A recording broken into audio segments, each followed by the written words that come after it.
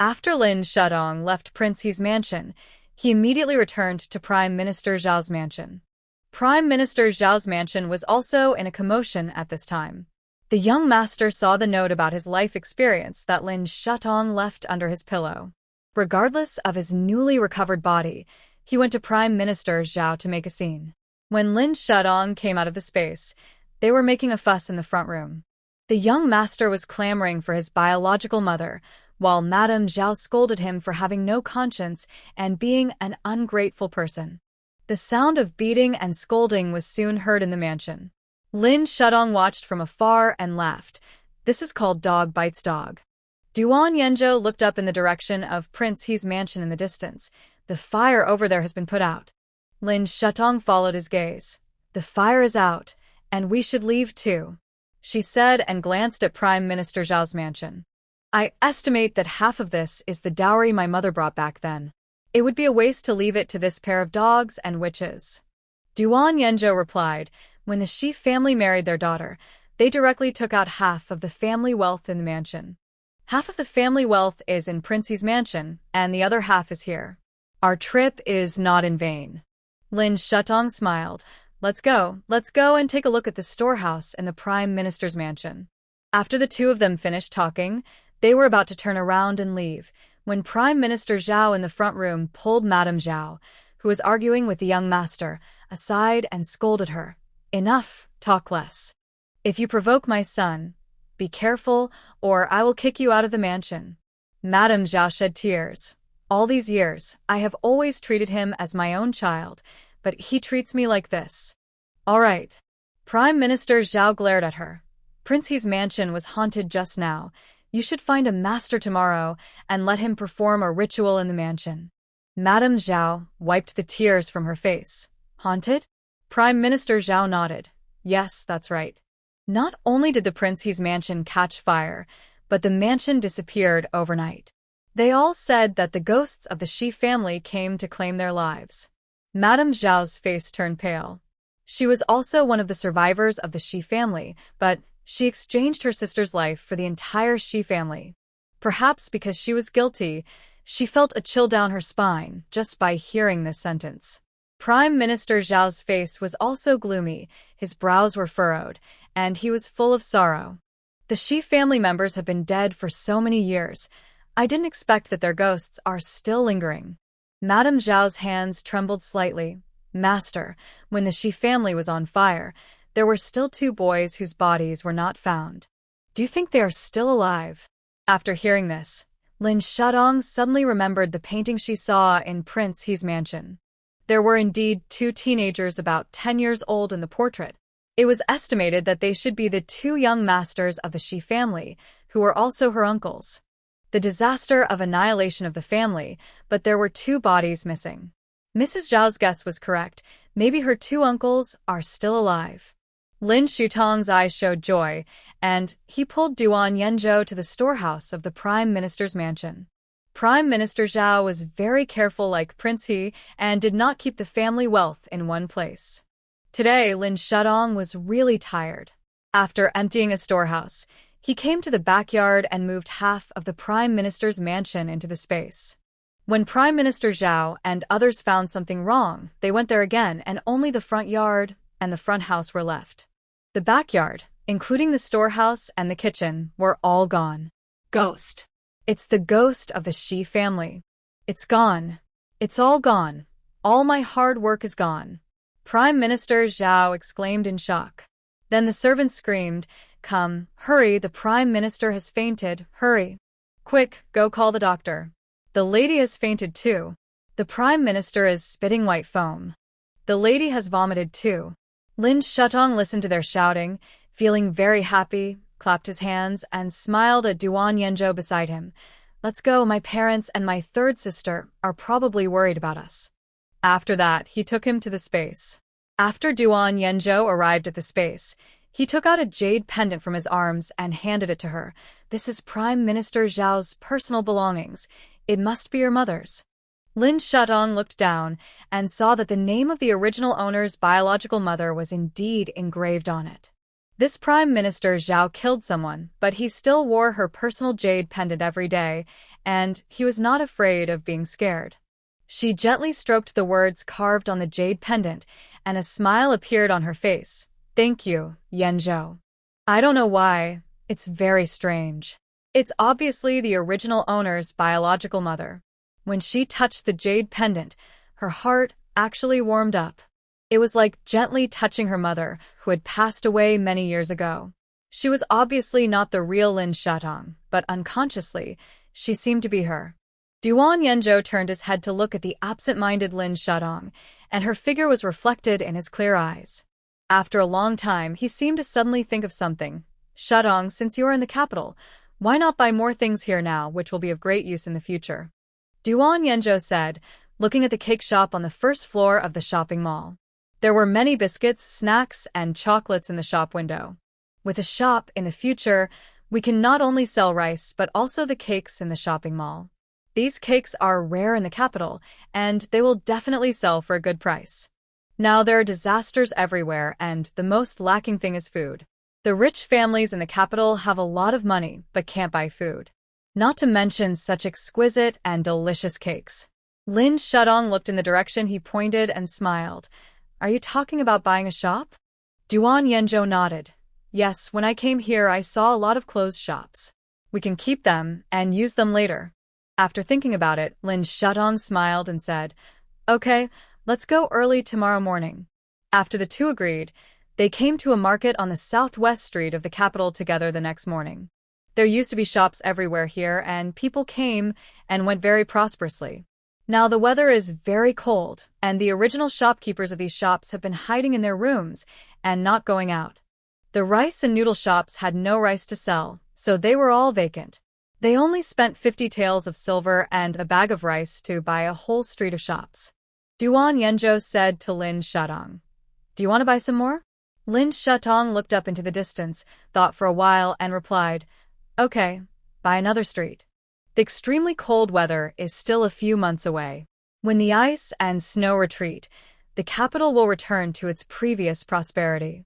At that time, all the shops on the two streets here will belong to them. By then, they will make a lot of money. After collecting the house deeds and land deeds, the two returned to the space and used the space to teleport. It took 3 hours to return to Chinan. When they were still 1 kilometer away from Chinan County, the two came out of the space and took a carriage to continue moving forward. The two did not forget to take out rice and noodles from the space, as well as a basket of eggs and 3 or 4 chickens and ducks, and put them in the carriage behind them. When the two arrived at the gate of the county government office, the third sister Duan Qinzhou happened to be waiting at the gate.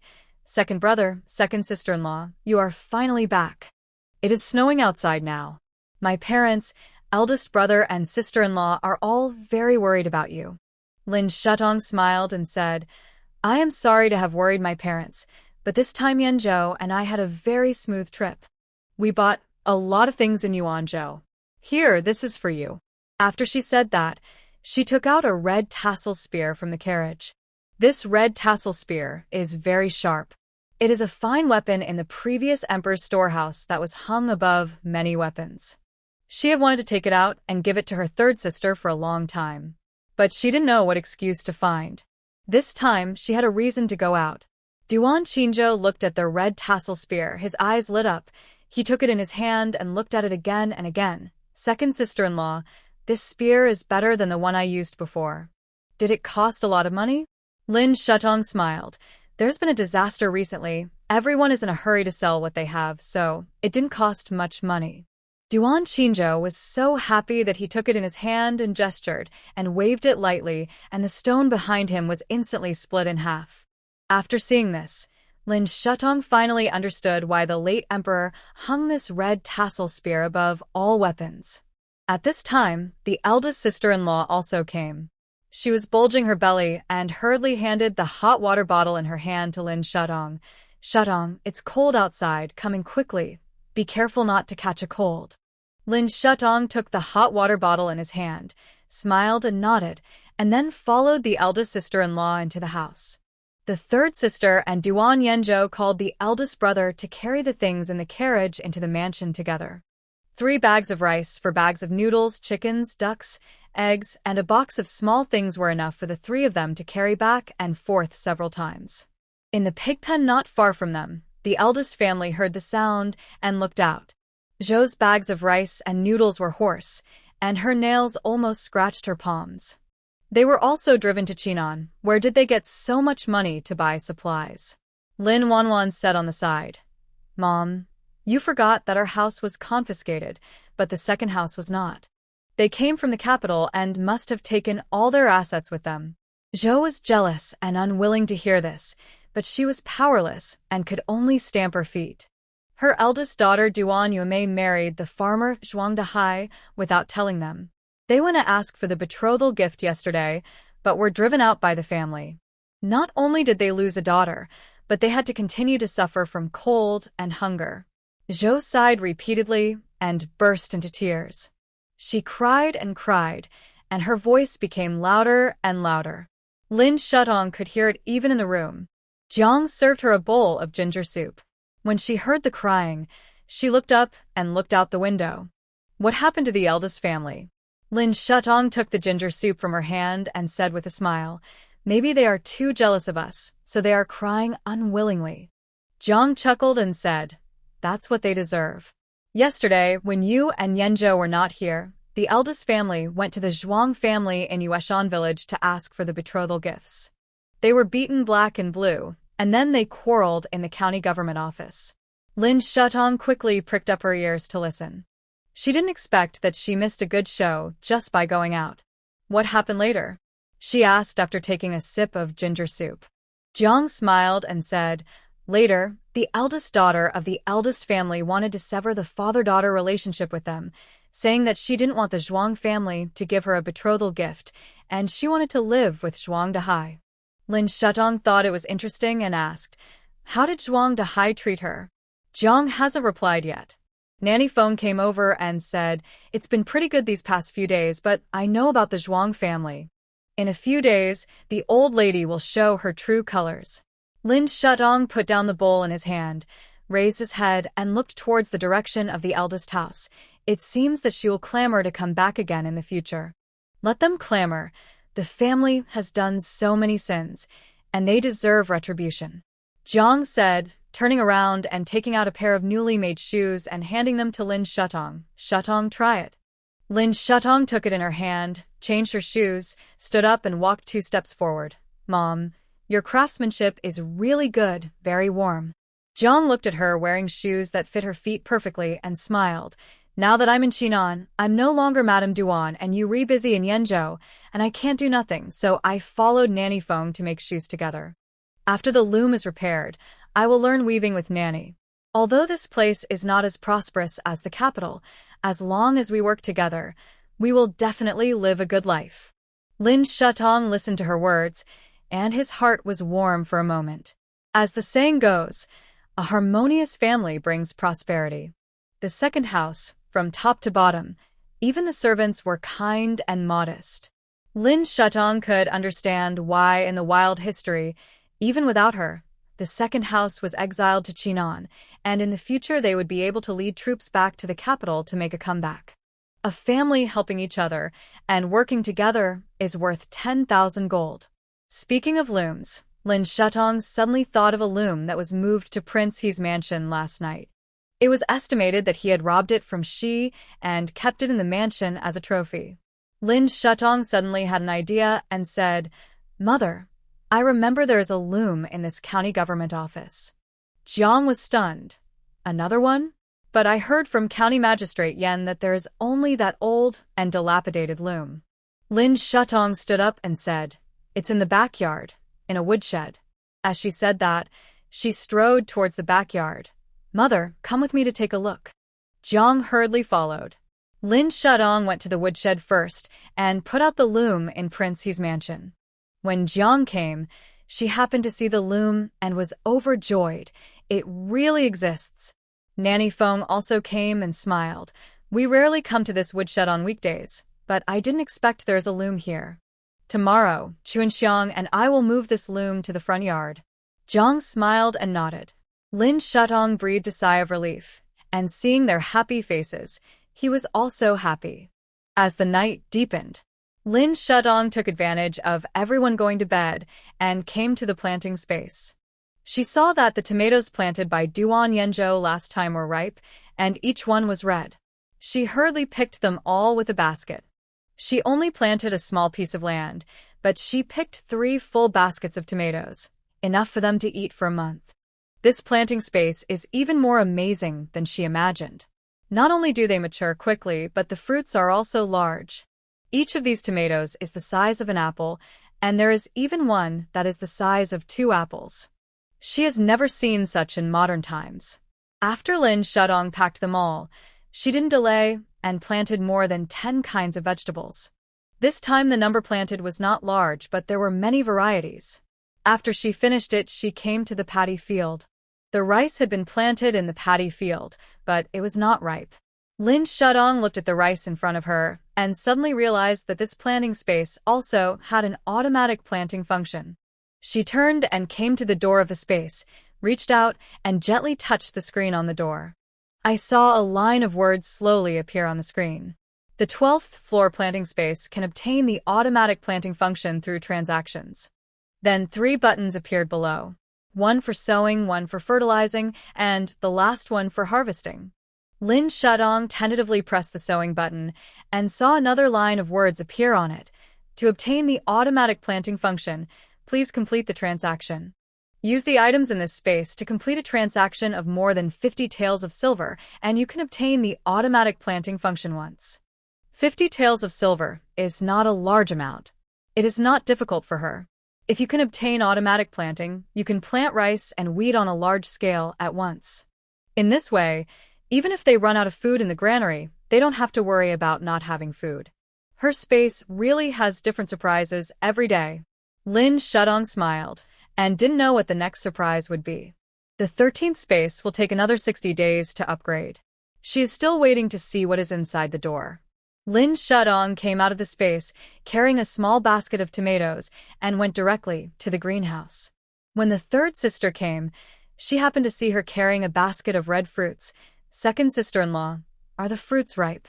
Lin Shudong brought the basket to her and said with a smile, Yes, I found some ripe when I came just now, so I picked them and asked Aunt Feng to fry them for us to eat in the evening. Duan Qingzhou looked at the basket of fruits and asked in confusion, Second sister-in-law, can these fruits be fried? Lin Shudong smiled. Yes, not only can they be used for cooking, but they can also be eaten raw. As she said, she picked the biggest one and handed it to her. Try it. Duan Qingzhou took it in his hand, wiped it with his sleeve, and took a bite. The sweet juice of the tomato burst in her mouth. Her eyes lit up. She chewed it twice and swallowed it. Then she took another bite and nodded while eating. Second sister-in-law, this fruit is delicious. I didn't expect that there is such a good thing in Chinan.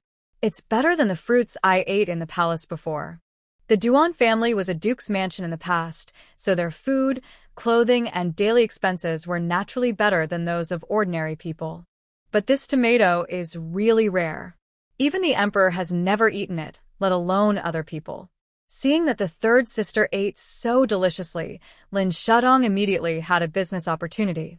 Scarcity makes things valuable. If she sells this, she might be able to sell it for a good price. When she thought of having more money coming in, she instantly felt that life was getting more and more promising. Come on, don't worry, there are more here. Lin Shudong took 2 more tomatoes from the basket with a smile and put them in her hand. Duan Qingzhou took it in his hand and said with a smile, I'll give it to my parents and my eldest brother and his wife to try. Lin Shudong stuffed 3 or 4 more into her arms. Remember to wash them before eating. Duan Qingzhou nodded with a smile. Got it, second sister-in-law. As she said that, she turned and left quickly. Lin Shudong came to the kitchen with the remaining tomatoes, smiled at Nanny Feng, and shook the basket in her hand. Let's make one tonight. Nanny Feng looked at the fruit in her hand and asked in confusion, Miss, can this be used to cook? Lin Shudong put down the basket, rolled up her sleeves, and smiled. Yes, of course, Nanny, I'll teach you. As she said that, she took 2 eggs from the stove and cracked them in a bowl. Nanny Feng watched carefully from the side. When she saw her pouring the oil, she hurried forward and said, Miss, be careful, don't get burned. Let me do it. Although Lin Shutong looked petite, she was not pretentious at all. In the past, in modern times, she could cook 10 dishes in an hour. Not only that, she was good at both Chinese and Western food. It was just a tomato scrambled egg, and it only took a few minutes with her eyes closed. She poured the beaten eggs into the pot and smiled at Nanny Feng. "It's okay, this little oil can't burn me." Nanny Feng looked at her, and her eyes suddenly turned red. Miss must have suffered a lot in the Lin family in the past. If Madame knew, she would be very distressed. She is obviously the daughter of the Prime Minister's mansion, but she has to follow us to suffer in this poor place. She felt more and more distressed as she spoke, and tears almost fell. Lin Shutong laughed while scrambling eggs. "Nanny, don't be too sad. It's just the Prime Minister's mansion. It doesn't matter if you don't recognize it." What Prime Minister's mansion or not, now most of the Prime Minister's mansion is in her space. She had to find a time to work out a way with Duan Yenzhou to move the house inside and expand their county mansion. As for Prime Minister Zhao, after she and Duan Yenzhou left, Prime Minister Zhao's family had a hard time. They had no money, no mansion, and even the remote farm disappeared. They wanted to use their official power to pressure them to live in other mansions. But now it's cold and food is scarce. Everyone's life is hard, so naturally they don't have a good face. Prime Minister Zhao is proud of his noble character and is unwilling to bow his head. He can only build a shed to live in, just like living on the street. Nanny Feng brought her a bowl and sighed. If the master and the lady were still here, Prime Minister Zhao would never dare to bully you and your daughter. She was thinking of Master Shi and Madam Shi. Lin Shutong served the scrambled eggs and put the chopped tomatoes in, then asked Nanny Feng, "Did my mother's family have 2 younger uncles?" Nanny Feng nodded. "Yes, but unfortunately, they both died in the fire." Thinking about what Prime Minister Zhao and Madame Zhao said, Lin Shutong whispered to Nanny Feng, "Mammy, do you think it is possible that the 2 of them are still alive?" Nanny Feng was stunned. With eyes wide open, he stared at her blankly for a long while. "Young miss, why do you say that?" Lin Shutong looked up and stared at her eyes, and found that her eyes were evasive, so he asked seriously, "Are you hiding something from me?" "Madam, I am the only one left in the Shi family now. If you are hiding it from me, how long will you keep it a secret?" Madame Feng glanced outside the house and asked in a low voice, "Miss, how did you know that the 2 young masters are not dead?" Lin Shutong replied, "I'm just guessing, and I've heard some rumors." "Madam, we are in Chinon now, and no one can interfere here, just tell me." Madame Feng sighed again. "Maybe it was destined by God that I met you here, and I can tell you about the grievances of the Shi family back then." "Miss, you guessed right. Your 2 uncles did escape from the Sea of Fire, but they were seriously injured, and I don't know whether they are dead or alive. If they are lucky and meet a doctor, they may be able to save their lives. If they are unlucky, I'm afraid they will die on the way to escape." After hearing this, Lin Shutong gradually had the answer in her heart. Since they can escape from the Sea of Fire, they must have a way to survive. Here, these 2 uncles are her only relatives. At this time, the tomatoes in the pot have boiled out the soup. She poured the fried eggs into it, sprinkled salt, and boiled it over high heat to collect the juice and served it. Finally, she didn't forget to sprinkle some chopped green onions. Nanny Feng smelled the fragrance and immediately came back to her senses from her sadness. "Miss, is the food ready?" Lin Shutong smiled and said, "Yes, it's ready. Nanny, you go ahead. I'll bring the food over for everyone to taste." Nanny Feng wiped the tears from her face and replied with a smile, "Yes, Mississippi." Lin Shutong walked towards the front room with the cooked dishes. Halfway, she saw Duan Yenzhou coming towards her and smiled and said, "Come and try my cooking." Duan Yenzhou raised his eyelashes and opened his eyes wide. "Did you cook yourself in the kitchen?" Lin Shutong smiled and nodded. "Yes." Duan Yenzhou took 2 steps at a time and came to her, took the bowl from her hand with one hand, and opened her palm with the other hand to look at it. Seeing that her pair of white hands were intact, his frown slowly relaxed. "Next time, let me or Aunt Feng do this kind of work. There are open flames and smoke in the kitchen. It's not good if you burn your hands." Lin Shutong was amused by his nervous look and replied, This dish and doesn't know how to cook, so I'll teach her. Duan Yenjo put down her hand, naturally held her hand, and said in a soft tone, "Next time you teach me, just tell me how to do it." His palms were warm, perhaps because he saw that her fingertips were slightly cold. He held her fingertips with a little force and wrapped them tightly in his palms.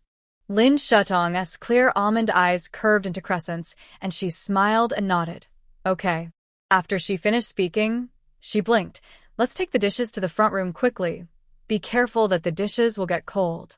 Yeah. Duan Yenjo responded, holding her hand, and strode towards the front yard. In the past few days, it has stopped snowing, but the temperature has not risen. The thick snow on the ground has not shown any signs of melting, but has frozen into hard ice. The two walked through the courtyard to the front room.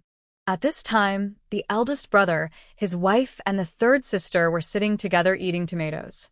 When they saw Lin Shutong coming, they hurriedly stood up and said, "Shutong, the fruit you planted is really delicious."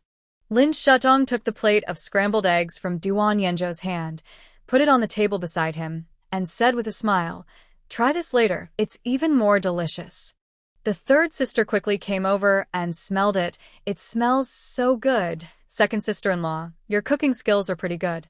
Duan Yenjo came over and said, "Of course, but don't think about your second sister-in-law's cooking skills. Eat more meals made by your second brother in the future." Duan Qingzhou knew that his second brother loved his second sister-in-law and nodded with a smile. "I don't think about it. Absolutely not." The eldest sister-in-law, supported by her eldest brother, came over with her waist and smiled. "I didn't expect Shutong to not only have superb medical skills, but also superb cooking skills. Our Duan family really found a treasure." Duan Qingzhou nodded in agreement.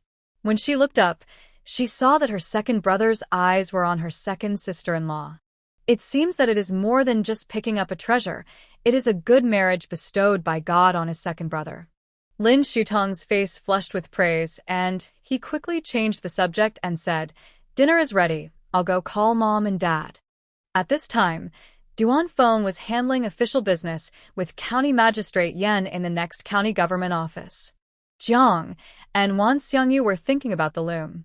Lin Shutong was about to turn around. Duan Yenjo hurriedly stopped her and said softly, "You warm yourself here by the fire. I'll go call Mom and Dad. I just happen to have something to say to County Magistrate Yan." Lin Shutong smiled and said, "I'll go with you. I just happen to have something to say to County Magistrate Yan." Duan Yenjo nodded, and the two set off for the next county government office together. When they arrived, they saw a guest coming to the county government office. The guest was dressed in military uniform and was a soldier. "Dad, County Magistrate Yan, who is this?" Duan Yenjo asked Duan Feng and County Magistrate Yan. Yan came over and said, "This soldier is Adjutant Pan from Yenzhou on the border." They were originally preparing to go to the capital to report, but they encountered this rare snowstorm on the way and were trapped in a small village more than 100 kilometers away from us. Their general caught a cold on the road, and his condition is serious, so he came here to find a doctor. As he said, he walked to Lin Shutong and introduced the adjutant. "This is the young lady of Lord Duan's family. She has excellent medical skills and cured my long-standing illness." Adjutant Pan was not very old, probably only 17 or 18 years old. He was immediately delighted when he heard it. "Young lady, can you save my general's life?" After thinking for a while, Lin Shutong said to him, "I can save your general, but your general is still more than 100 kilometers away. Is it still too late?" Adjutant Pan hurriedly said, "Young lady, my general is in the carriage outside the county government office now." Lin Shutong turned her head to look outside the county government office behind her. This adjutant was not stupid. He knew to go out to seek medical treatment and brought the patient with him. "Well, bring the patient in, and I'll take a look at him," she said seriously. Adjutant Pan was delighted when he heard this. He turned around and walked out of the yard, but when he saw Duan Yenjo up close, he paused and continued to move forward. Soon he came with 3 or 4 soldiers carrying a man. County Magistrate Yan hurriedly brought 2 yamen runners to meet them. "Come, go into the house first." The group carried the man to the bed in the house. County Magistrate Yen added a lot of charcoal to the copper basin. Lin Shudong walked forward and looked at the man on the bed. The man looked to be in his 30s, with three-dimensional features and clear contours. He had a handsome face, but his face was a little pale due to his serious illness, and his lips were chapped. He looked hungry for a long time. She asked Adjutant Pan, "How long have you not eaten?" Adjutant Pan replied, "We brought some dry food when we left Yenzhou, but we encountered a snowstorm on the road. The horses were frightened and disappeared in the snow along with the dry food. We could only walk to the nearest village and ask for some water and some steamed buns.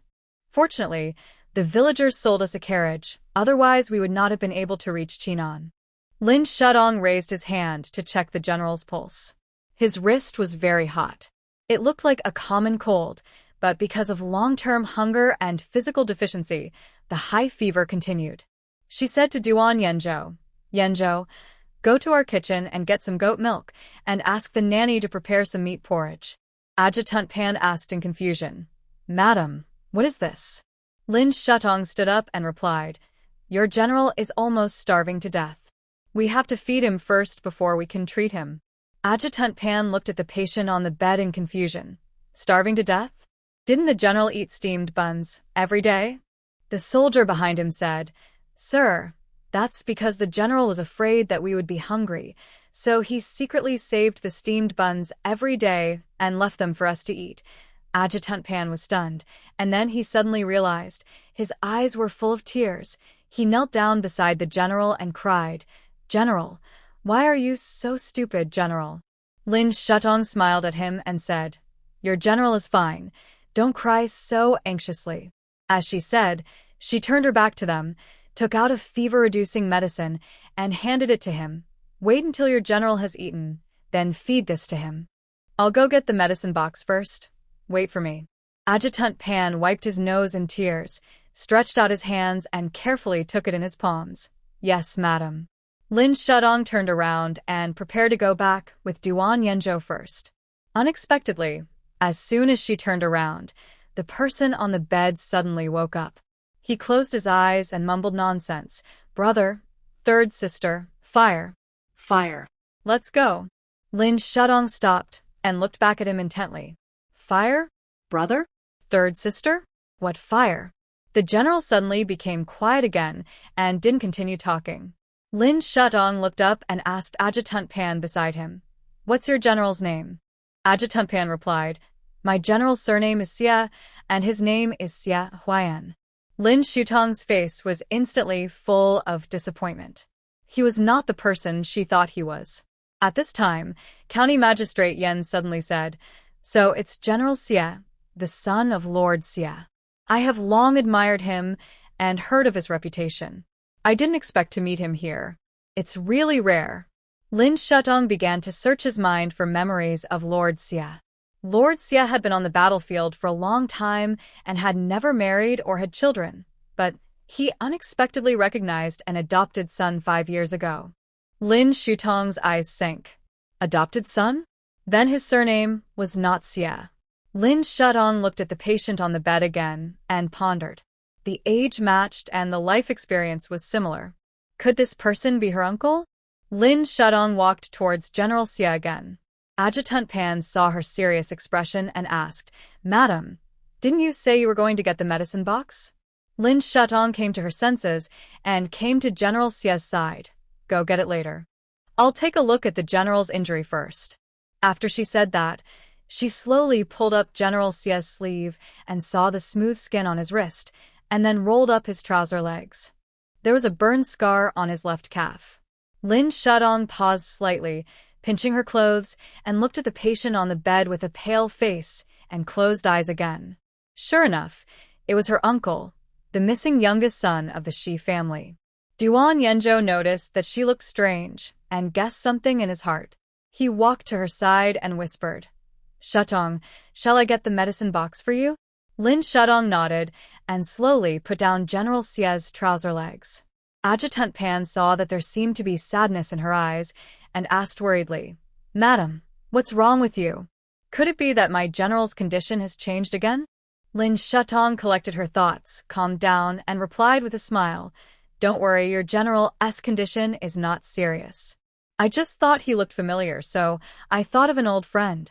Adjutant Pan patted his chest and breathed a sigh of relief. That's good. It's a false alarm. I thought the general's condition had worsened again. Lin Shutong stood up, raised his head, and gently touched General Xie's forehead. The originally hot skin became warm, and it seemed that the antipyretic medicine had taken effect. Duan Yanzhou moved quickly and brought food and medicine boxes. Lin Shutong took the medicine box and asked Adjutant Pan to feed Xie Huayan some hot porridge and goat's milk. General Xie was so sick that he was confused, but fortunately, he could still swallow. After Adjutant Pan carefully fed him half a bowl, Lin Shutong called him. That's enough. He hasn't eaten for a long time. Don't feed him too much for now. Okay. Adjutant Pan was a little dazed, holding the bowl, and tiptoed to the side. Lin Shutong took out the stethoscope from the medicine box, stretched out his hand to open General Xie's collar, and put the stethoscope into his chest to listen to the heart. Adjutant Pan on the side was shocked. This can't be done. Men and women should not touch each other. Duan Yanzhou lowered his eyes and glanced at him, his voice cold. There are no men and women in front of the doctor. The most important thing now is to cure the disease and save people. After hearing this, Adjutant Pan immediately lowered his head in shame and looked at General Xie again with a worried look on his face. After auscultating his heart, Lin Shutong frowned slightly. His breathing sounds were rough, and there were obvious moist rowels on both sides of his abdomen. It seemed that long-term cold had caused pneumonia. She put away the stethoscope and continued to feel his pulse. His pulse was thin, and he was unconscious, and his high fever did not subside, which was a symptom of internal heat and toxicity. Lin Shutong stood up and took out the lung heat-removing pills that had been prepared early in the morning from the medicine box with a swift movement, and handed them to Adjutant Pan. Difficult and complicated diseases require prescriptions, and she had prepared pills for common diseases early and kept them in the medicine box for use. Give this to the general after 3 meals a day, Lin Shutong said, and took out a box of anti-inflammatory medicine. Give him 2 pills later and 2 more pills after 6 hours. Adjutant Pan kept her words in mind and took the medicine carefully. Yes, madam. Lin Shutong turned sideways to look at the person on the bed, her eyes deep. Let him have a good rest first. If your general wakes up, notify me immediately. Adjutant Pan replied seriously. Don't worry, madam. As long as the general opens his eyes, I will call you. Lin Shutong nodded slightly and turned to leave when she saw that the patient on the bed was breathing peacefully. She carried the medicine box and returned to the county magistrate's mansion next door with Duan Yanzhou. As soon as she stepped into the door, she covered her chest and sat next to the chair, feeling both happy and distressed. She was happy that she had found her uncle. She felt sorry for the hardships her uncle had suffered along the way. It was hard to imagine how he escaped from the fire, came to the military camp, and became the general now, bearing the blood feud of the Shi family, and how he walked all the way from Yanzhou to here in the ice and snow. It was estimated that he was hungry and cold all the way, and it was extremely difficult. Fortunately, he met her. Shutong. Duan Yanzhou's voice suddenly came from above her head. She looked up and saw that he was holding the prepared food in his hand. You were busy treating General Xie just now, and you didn't have time to eat dinner. As he said, he put the food on the table beside him. Come, eat it while it's hot. Lin Shutong smiled at him and said that General Xie seems to be my uncle. Duan Yanzhou poured her a cup of hot tea. I think he is your uncle. Have you forgotten the portrait we saw in Prince He's mansion last time? After hearing this, Lin Shutong tried to recall that he did see a portrait that day, but the 2 young men in the portrait were only 10 years old, and their appearance was very different from now. Duan Yanzhou said slowly, although the people in the painting are still young, if you look closely, you will find that their eyebrows and eyes are somewhat similar. He can change his appearance, so he is naturally good at observing people's facial features. Lin Shutong compared them carefully and found that there were indeed some similarities. Now he is more and more convinced that General Xie is a member of the Shi family. Duan Yanzhou pushed the bowl in front of her. Eat first, he is next door now, and he will be fine for a while. Lin Shutong nodded with a smile, picked up the bowl, and ate it in big mouthfuls. Duan Yanzhou sat aside and watched her eat quietly. When he saw that she was full, he picked up the handkerchief and wiped the corners of her lips. At this time, Adjutant Pan hurried to the yard and called out, "Madam, madam, our general has woken up." Lin Shutong immediately rushed to the county government office next door with Duan Yanzhou after hearing this. When she strode into the room, she saw Xia Huayan sitting on the bed. Perhaps because his fever had completely subsided, his complexion had improved a little. Adjutant Pan came to him with a smile and said, "General, this is the doctor who treated you today. She is the young lady of Lord Duan's house." Xia Huayan looked at Lin Shutong with his deep eyes. When their eyes met, his pupils were startled. "Is your last name Lin?" Lin Shutong walked slowly to him and replied, "Yes, my last name is Lin, and my father is Lin Taifu in the court." Xia Huayan's face was instantly full of disappointment, and he couldn't help but lower his eyes. Then, Lin Shutong winked at Duan Yanzhou behind him. Duan Yanzhou quickly waved to Adjutant Pan. "Adjutant Pan, please follow me to the backyard to boil the medicine."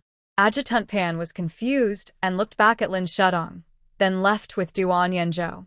After they left, Lin Shutong continued in a low voice, "But Master Lin is only my adoptive father.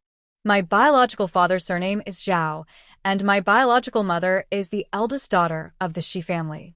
Xia Huayan raised his eyes, and his eyes gradually filled with tears. "Are you Shutong?" Lin Shutong was a little surprised. "Do you know my name?" Xia Huayan said slowly, "When your mother was alive, her favorite poem was, 'The young swallows carry mud in their mouths, and the spring books grow long. I lie on the books without dreams to Gaodang.' Your mother often said that she would name her future child Shutong. Later, your grandfather said that this sounded like a man's name and was not suitable for a girl. Later, he changed it to Tang in Haidanging Xiaohua for you. May you grow up with books and dreams, like the first tangerine in spring, more prosperous than peaches and plums and more prosperous than plums." Lin Shutong didn't expect that her name had such a meaning. She took 2 steps forward, half knelt in front of him, and finally called out, "Uncle." Xia Huayan's eyes were red, and the tears in his eyes slowly dripped down. "Shutong, Uncle thought you died at the hands of Zhao just like your mother."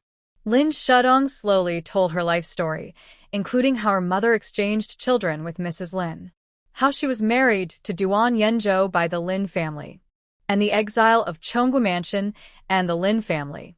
After hearing this, Xia Huayan's face burned with anger, and he turned around to get the sword. "That Lin dared to bully you. I'm going to kill him now," he said and started coughing violently. Lin Shutong hurriedly stopped him. "Uncle, you haven't recovered yet. Don't get too excited." Xia Huayan looked down at her, his bloodshot eyes full of heartache, and a pair of frozen and cracked hands slowly raised and gently touched her face.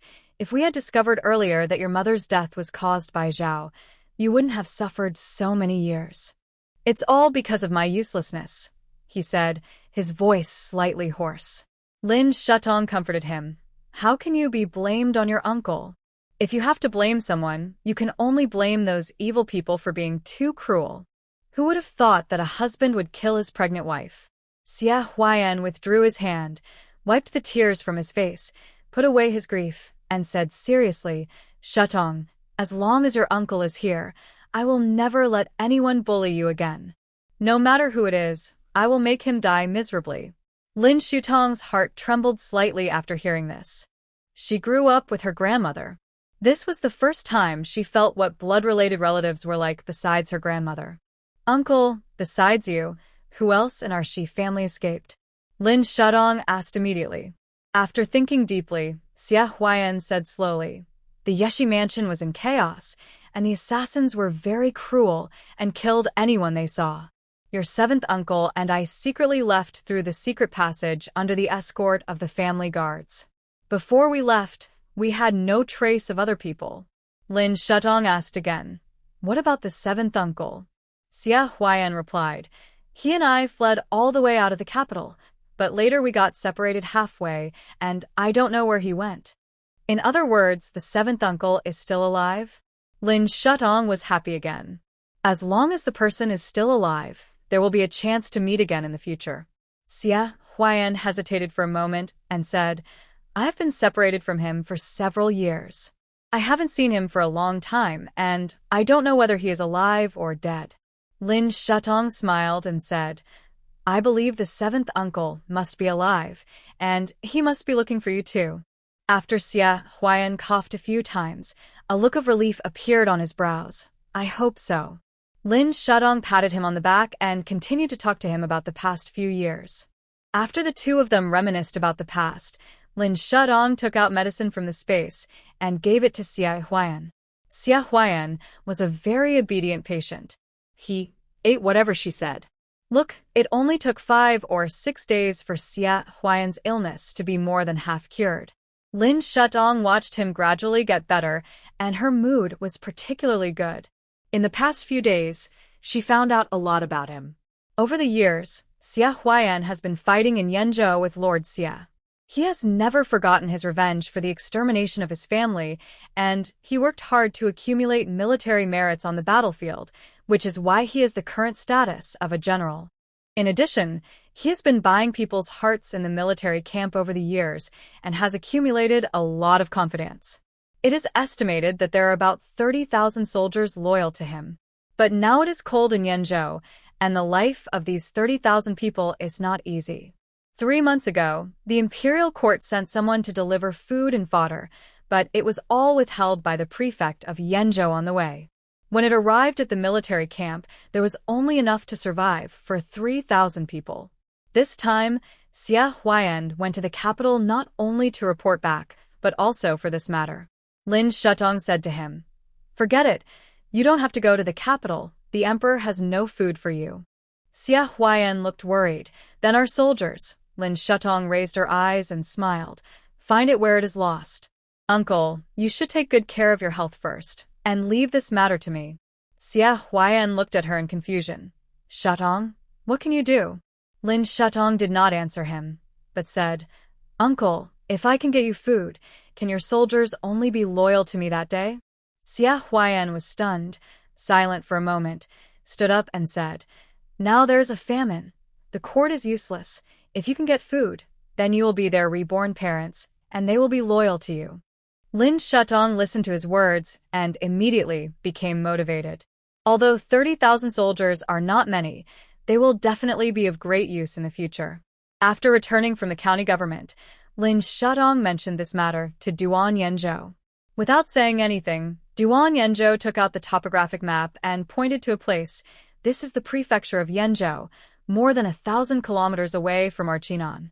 Lin Shutong looked at the place he pointed, with a smile in her eyes. Okay, after my uncle recovers from his illness, we will set off.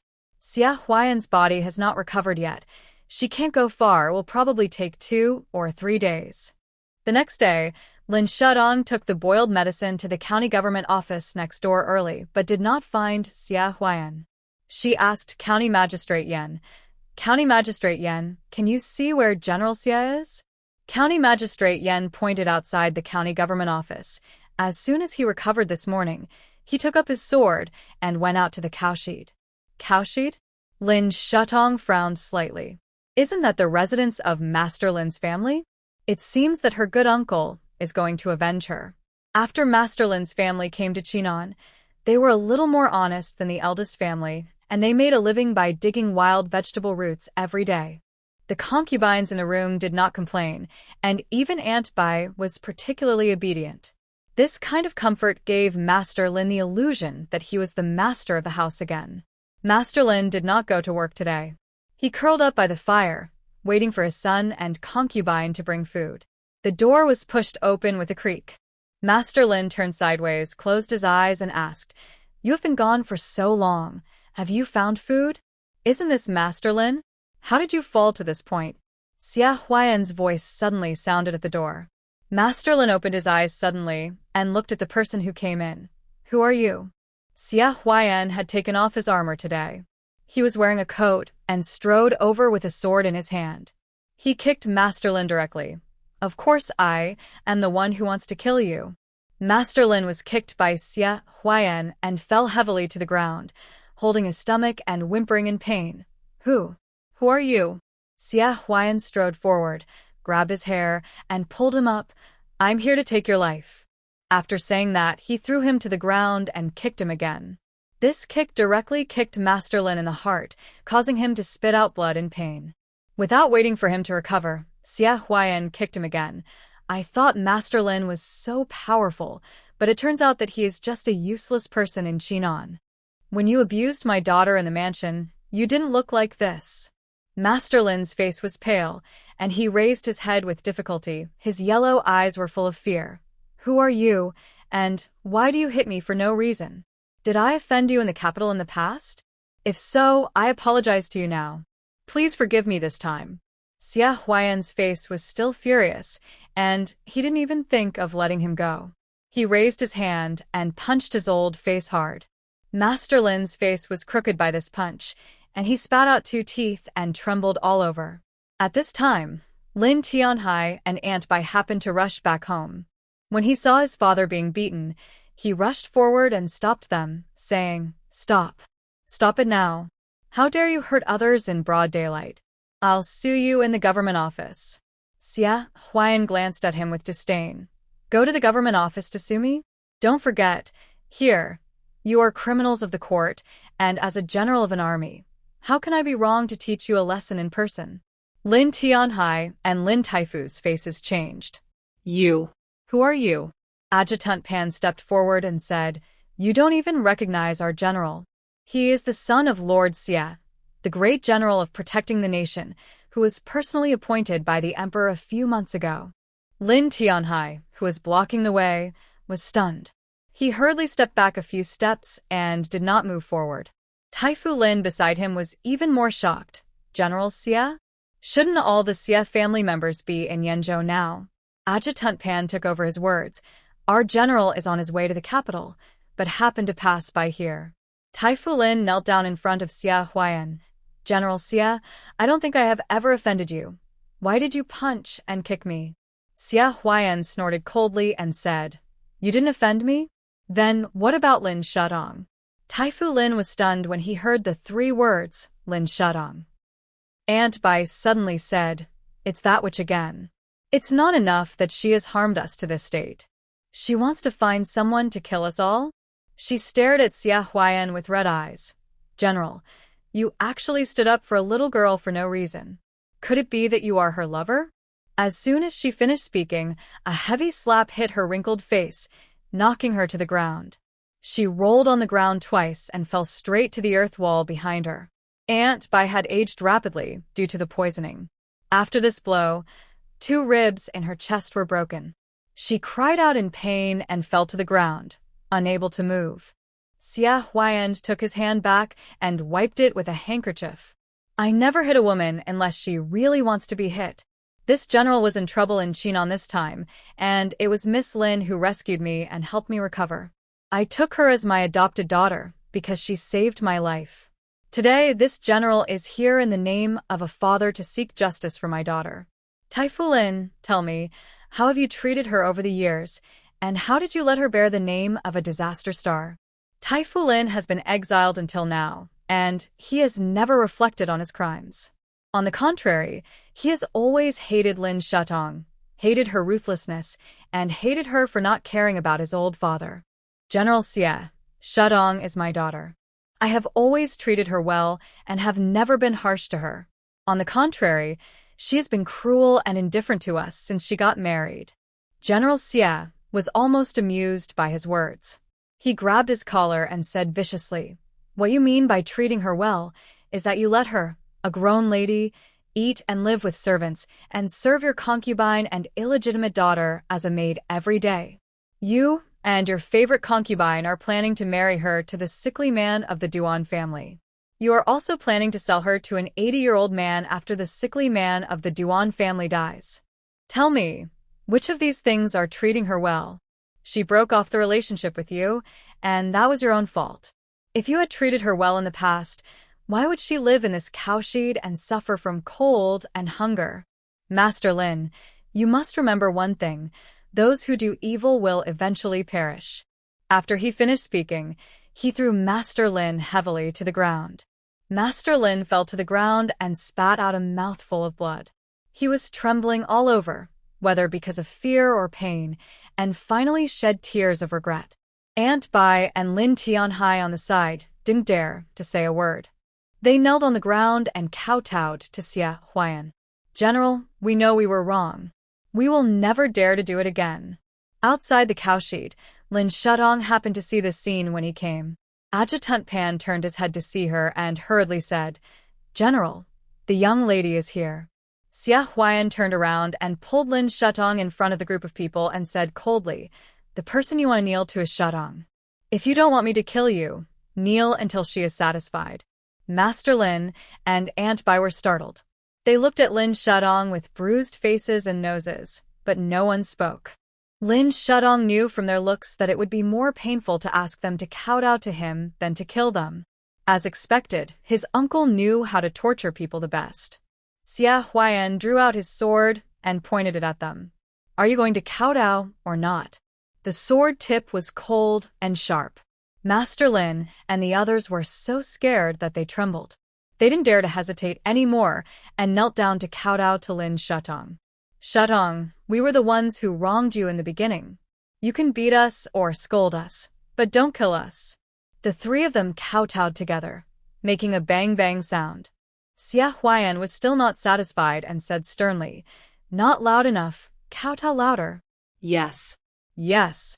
Master Lin and the others responded hurriedly, and then kowtowed to Lin Shudong more than 10 times in a row. Bang, bang, bang. Soon, everyone's foreheads were bleeding. Seeing that it was almost done, Xia Huayan called them. "Okay, remember this from now on. She is no longer a member of your Lin family, but a daughter of our Xia family, the apple of my eye." Lin Shudong listened and looked at her uncle, with a little surprise in her eyes, but soon filled with joy and smiles. It's great that she will have a family to rely on in the future. Xia Huayan was afraid that Lin Shudong would get cold if she stayed in the cowshed for too long, so he took her back to the county government office first. As soon as the two of them left, the Lin family and others collapsed to the ground in an instant. Although Xia Huayan did not kill them today, he had almost killed them with his heavy punches just now. Now it was icy and snowy here, and there was no doctor, so they could only grit their teeth and endure. The more Master Lin, who was half lying on the ground, looked at Aunt Bai, the more he disliked her. "It's all because of you. If you hadn't instigated discord all these years, would I have been so cruel to her?" Aunt Bai forced herself to stand up and spit at him. "Bah. Don't blame me for all the evil you have done. Without your permission, could the people in the mansion treat her like that? In the final analysis, it's because you think she's unlucky. Don't put all the blame on me." Master Lin gasped angrily. I really shouldn't have taken you into the mansion." Aunt Bai glared at him. Too late. Master Lin covered his chest, feeling extremely uncomfortable, and then rolled his eyes and twitched.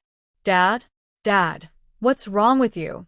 Lin Tianhai panicked instantly and stepped forward to support his father. Aunt Bai rolled her eyes at them. "Tianhai, let him die.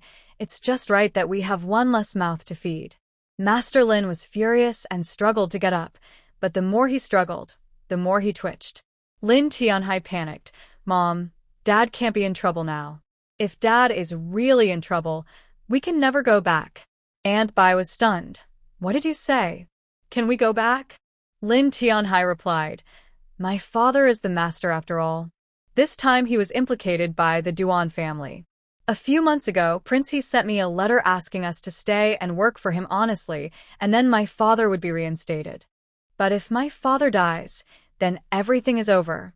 Aunt Bai widened her eyes, stood there blankly, and hurriedly stepped forward to support Master Lin.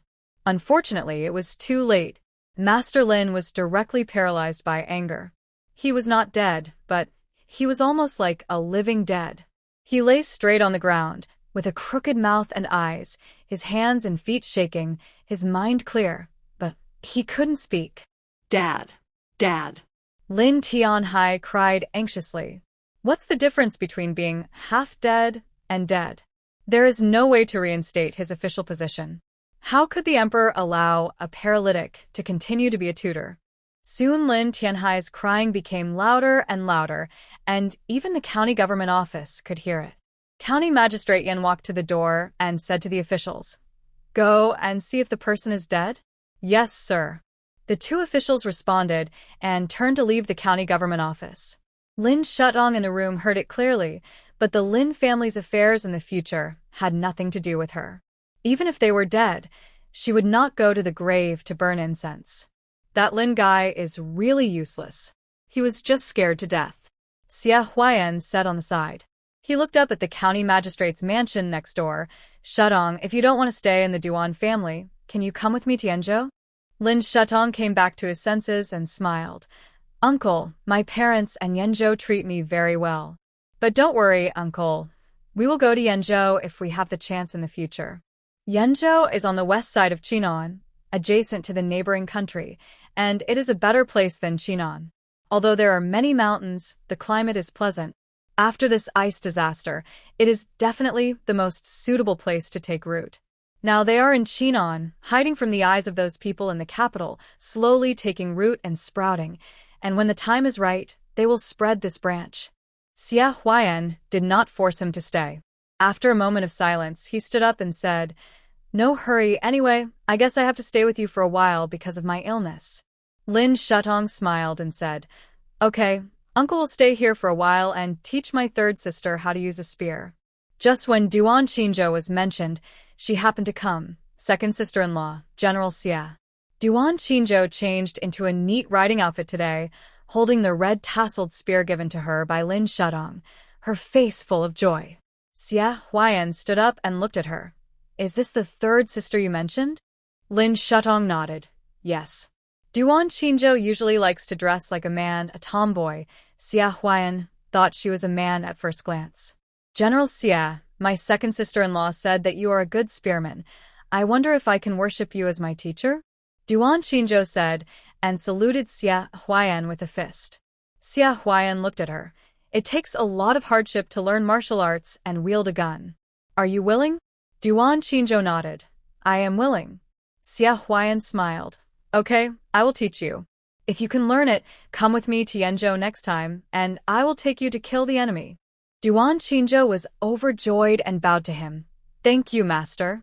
Seeing that her third sister had fulfilled her wish, Lin Shutong was also happy. Duan Yanzhou slowly came behind her and called them to eat together.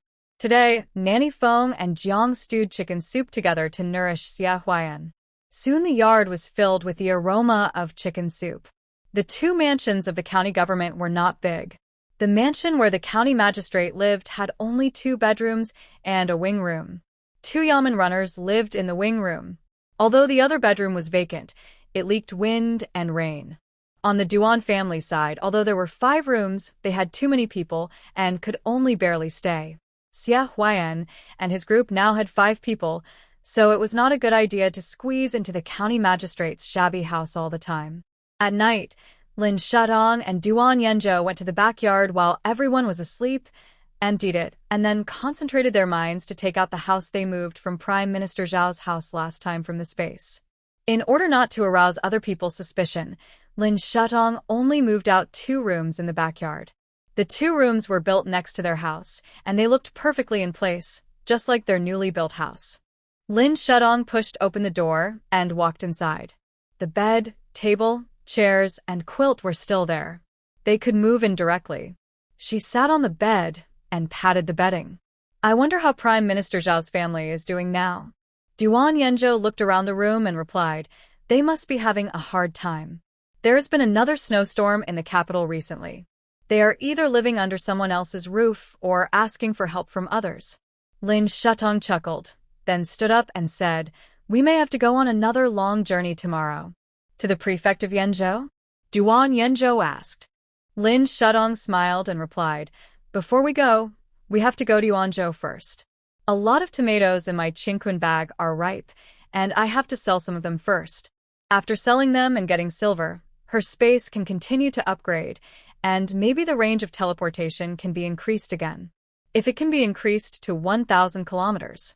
Then they can travel freely between Chinan and Yenzhou. In addition to tomatoes, she also picked a lot of tea leaves in her space. The tea leaves still need to ferment, and it is estimated that it will take some time. She plans to take out the perfume in the mall space to sell first. Each store in the mall has an automatic replenishment function, and each replenishment takes 1 month. She took away all the perfumes and cosmetics in the window, and after a month, it was automatically refilled.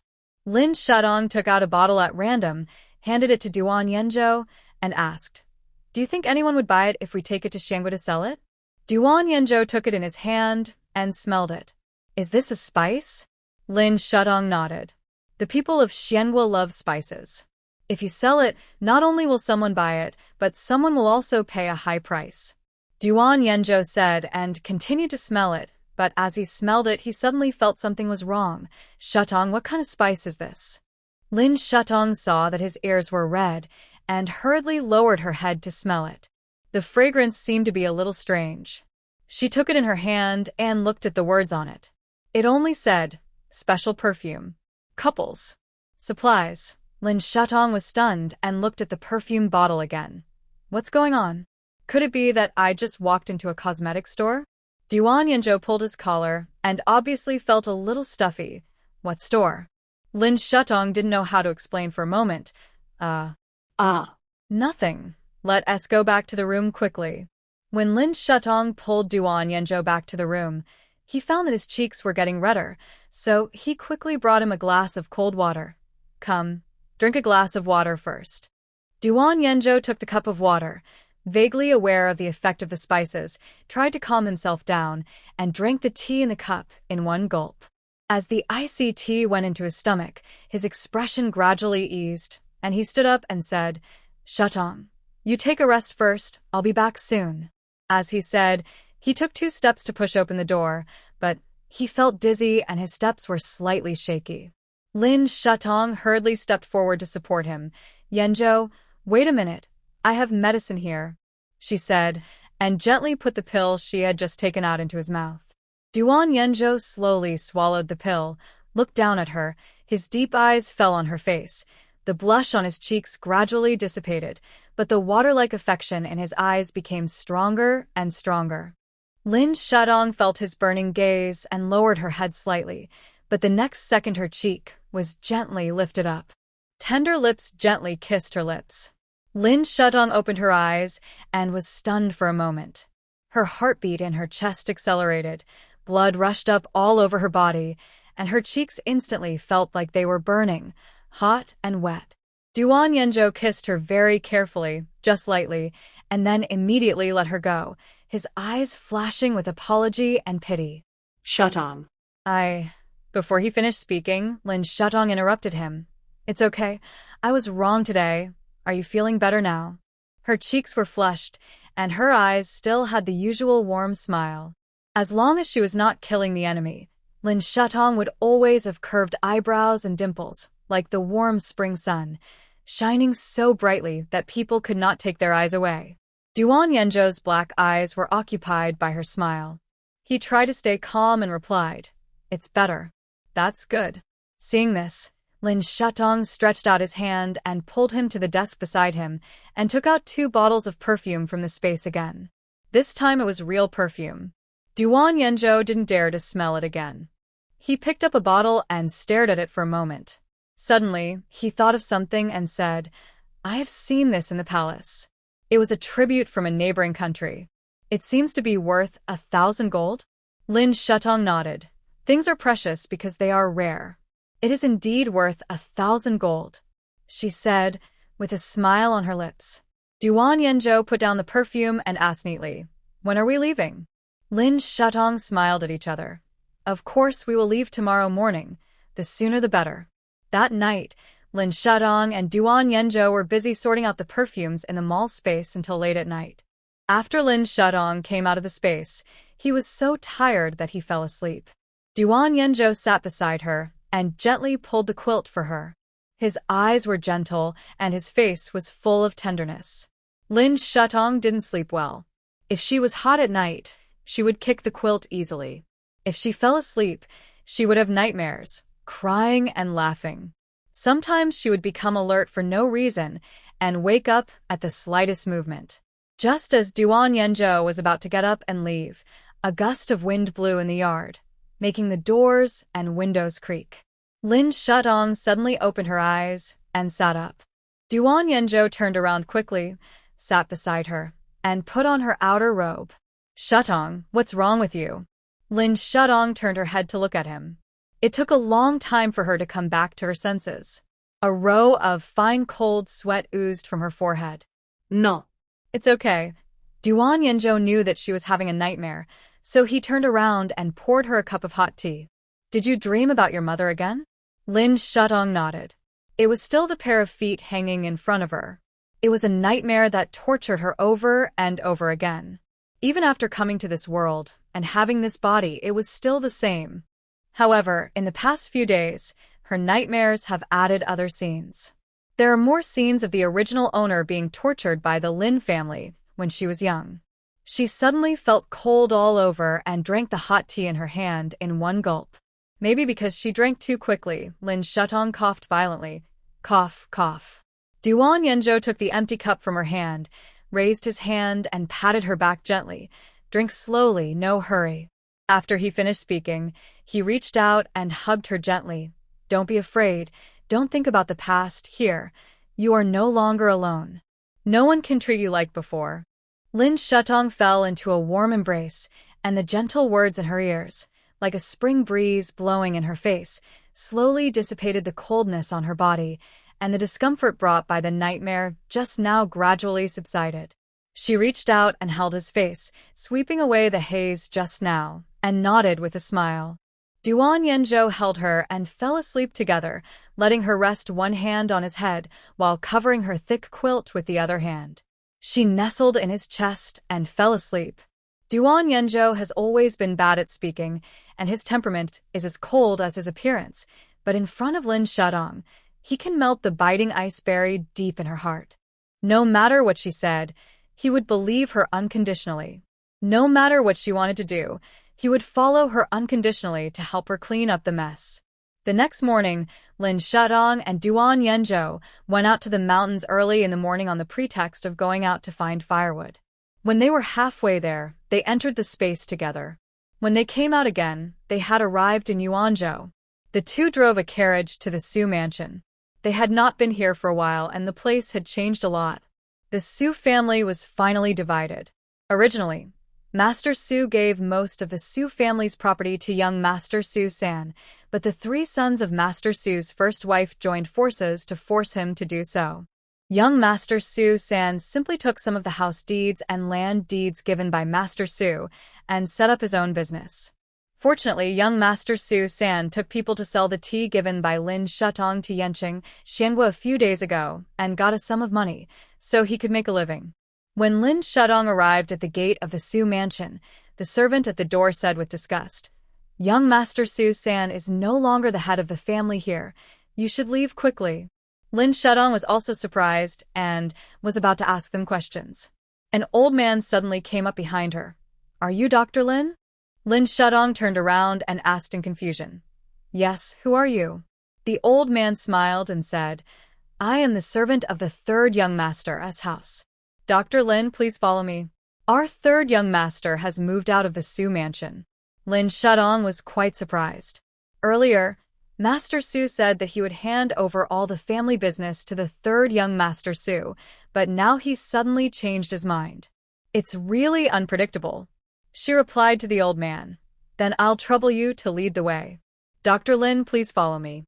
The old man walked to a carriage and led the way for the two of them.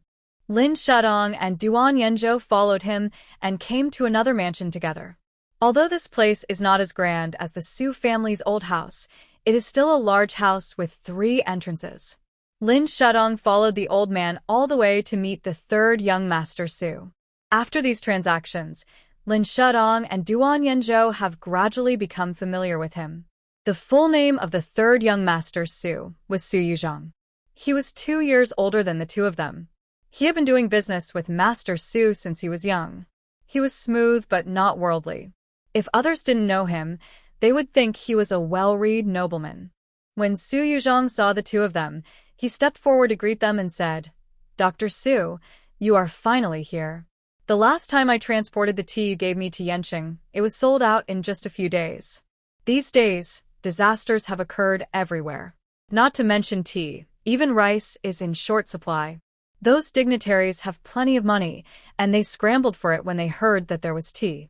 I immediately raised the price to 2 times, but they still scrambled for it. Look, just a few days later, someone came to me to buy it again. I was just about to look for you, but I didn't know where you lived." After hearing this, Lin Shudong smiled and said, "I have tea, but they are all new leaves that have just been picked. It will take time to make them into tea." Su Yuzhong suddenly had an idea and said, "Dr. Lin, why don't you sell all the new leaves to me, and I will build a tea factory and share the profits with you in the future, okay?" Lin Shudong thought about it. Making tea is time-consuming and laborious. With their current location in Chinon, they're short of manpower, have no large territory, and have no decent craftsmanship. Cooperating with Su Yuzhong is a good choice. She asked bluntly, "I wonder how much young Master Su will give me?" Su Yuzhong smiled and said, "Of course it's 50-50, Dr. Lin gets 5 and I get 5. In the future, this tea factory will belong to both of us." With a 50-50 split, young Master Su gave up a lot of profits. He is indeed a businessman. If he lets the tea factory bear the names of both families, he won't have to worry about her giving the tea to others. Right now, everything is frozen, and the tea trees have long been frozen to death, especially the ancient tea trees. It is estimated that there will be no fresh tea for a long time. Su Yuzhong thought of this, so he was willing to give up half, and only asked the two families to continue to cooperate. Lin Shudong was also straightforward. Of course, she wanted to make money. "Okay, it's settled. I will send you tea at the beginning of every month." Su Yuzhong was very happy to see her promise. "Then every time you send tea, I will give you the money and account book for that month." Lin Shudong nodded with a smile. After the two of them discussed it, Lin Shudong handed him the perfume she brought. "Take a look. Is there anyone who wants to buy this?" Su Yuzhong took it in his hand and sniffed it. He was knowledgeable and could tell at a glance. "Is this a fragrance from the western regions?" Yes. Lin Shudong replied with a smile. Su Yuzhong held the perfume carefully and was very happy. This is a good thing. It is priceless. Even if it is not a disaster year, there are people scrambling for it. "How much do you have?" he asked. In order not to arouse his suspicion, Lin Shudong smiled and said, "My ancestors were escorts. They once escorted a convoy, but the owner of the goods disappeared unexpectedly, so the convoy fell into our hands. You know, people can't eat now who would buy these things. Aren't they all idle in our hands?" Su Yuzhong smiled and said, "I want all of them, no matter how many you have. Ordinary people don't want them, but the concubines in the Xian Kingdom Palace love them." Lin Shudong winked at Duan Yanzhou behind him. Duan Yanzhou moved a box of perfume to Su Yuzhong. Su Yuzhong counted them and found that there were 20 bottles in total. He was very excited. "Dr. Lin, are you sure you want to sell all of these to me?" Lin Shudong nodded. "That's right, but I don't know how much money the third young Master Su can give." Su Yuzhong pondered for a moment and said, "I will give Dr. Lin 3,000 taels of silver first, and after all these are sold, I will give Dr. Lin 5,000 taels, plus half of the money earned. Is it okay?" He was really generous, and Lin Shudong was very satisfied. "Okay, deal." Seeing that she agreed, Su Yuzhong hurriedly called someone to bring the silver. 3,000 taels of silver is not a small amount of money. When Su Yuzhong left the Su family, he probably only had this much money. He was going to use all the money to gamble and make a comeback with these perfumes. Doing business really requires courage. Lin Shudong did not forget to instruct him. "These perfumes of the third young Master Su are extremely fragile, so you should keep them carefully." Su Yuzhong bowed to her and said, "Thank you, Dr. Lin." After he finished speaking, he slowly stood up, and when he looked up, he saw the ear hole on Lin Shudong's ear, and his eyes were slightly startled. Lin Shudong disguised herself as a man when she went out today. Su Yuzhong saw that she was a woman at a glance. It took him a long time to calm down and asked in a deep voice, "Where does Dr. Lin live?" Lin Shudong looked up and looked into the distance. In the deep mountains, young Master Susan doesn't have to come to find us. It's snowing hard on the road now. If you fall off the cliff, you will die." Her tone seemed to be a warning. She patted the snow on her clothes, but she still smiled. Su Yuzhong immediately understood what she meant and bowed again. "Then I will wait here for Dr. Lin to come." Lin Shutong's eyebrows curved and smiled. "Okay." The people from the Su mansion quickly brought the silver, and Lin Shutong asked them to put it in the carriage. She didn't stay for long and got on the carriage with Duan Yenzhou and rushed out of the city. When there was no one around, she brought the carriage and the silver to the space together. As the silver was deposited, a beeping sound came from the space. "The host has completed the 50 liang transaction. The automatic planting upgrade in the planting space has been completed, and the range of the teleportation space has increased from 200 kilometers to 500 kilometers. At the same time, the length of stay in the space has increased to 40 minutes. Duan Yenzhou heard the sound with her and asked, 500 kilometers? That means it only takes 1 hour at most for us to go to Yenzhou and back? Lin Shutong took off the makeup on his face and smiled. That's right. Duan Yenzhou looked up at the magnificent shopping mall space in front of him, and there was a rare shock in his eyes. When the two came out of the space, they happened to be in their own backyard. After parking the carriage, they put down a pile of charcoal and firewood taken out of the space. Last time in Prince's mansion, they moved a lot of red charcoal. Now it's cold, and the amount needed is also large. Lin Shutong directly took out 3 sacks and filled the corner of the backyard. When the two of them returned to the front yard, Adjutant Pan suddenly stepped forward to Duan Yenzhou and said, "Second young master, have you been to Yenzhou before?" Duan Yenzhou's eyes sank slightly, and he asked in confusion, "Why do you ask this suddenly?" Adjutant Pan hurriedly said, "I always think that the second young master looks familiar, as if I have seen him somewhere, but I can't remember where. But the general just reminded me that a few years ago, the Qin family army in Yenzhou had a military advisor. There was a young general who was promoted from an ordinary cavalryman to the commander of the Qin family army in just 1 year. Our CF family army and Qin family army guard the northern part of Yenzhou and the southern part of Yenzhou respectively. We rarely meet on weekdays and have only seen each other once from a distance. I think the second young master seems to look somewhat similar to the commander of the Qin family army." Duan Yenzhou's eyes were dark, and his face was full of confusion. "I think you must have recognized the wrong person." Lin Shutong at the side didn't think so. Duan Yenzhou's palms had thick calluses, which was obviously from years of wielding swords and guns. Judging from his injuries and illness, he might have forgotten it himself. For example, the military advisor might be his master. Judging from the time he left home and practiced martial arts, as well as the records and history books, they all matched. Lin Shutong looked at Duan Yenzhou and then asked Adjutant Pan, "Do you know the name of that military advisor?" Adjutant Pan thought for a moment and said, "The military advisor's surname is Bailey. It seems that he has not been in the army for a long time, and he often disappears without a trace." Duan Yenzhou raised his eyes when he heard this. "Is his surname really Bailey?" Adjutant Pan nodded. "That's right." Lin Shutong looked at Duan Yenzhou. "Yenzhou, do you know this military advisor?" Duan Yenzhou's eyes also flashed with a trace of surprise, and he slowly said, "My master's surname is indeed Bailey." When Lin Shutong heard this, her doubts were instantly solved. "Isn't this right?" As she guessed, Duan Yenzhou must have suffered a very serious injury, which led to his serious illness and memory loss. No wonder there are so many inexplicable things about him. Adjutant Pan stared at Duan Yenzhou for a long while. Could it be that the second young master is really the commander-in-chief of the Qin family army? At this time, Xia Huayan and Duan Qinzhou came back. Hearing what Adjutant Pan said, he frowned and stared at Duan Yenzhou carefully. "Are you the ignorant boy? I once faced the enemy with that boy. At that time, the enemy had an army of 100,000 men, and our army had only 50,000 men. He took the lead in charging into battle and took the head of the enemy leader. 100,000? That boy didn't hesitate at all. We all say that he is not afraid of death." As he spoke, he stared at Duan Yenzhou and looked at him carefully. It's just that the boy was wearing armor, and his face was completely blocked. I don't know what he looks like. But if you look closely at Yanzhou's eyes, they do look a bit like him. These words confused Duan Qinzhou.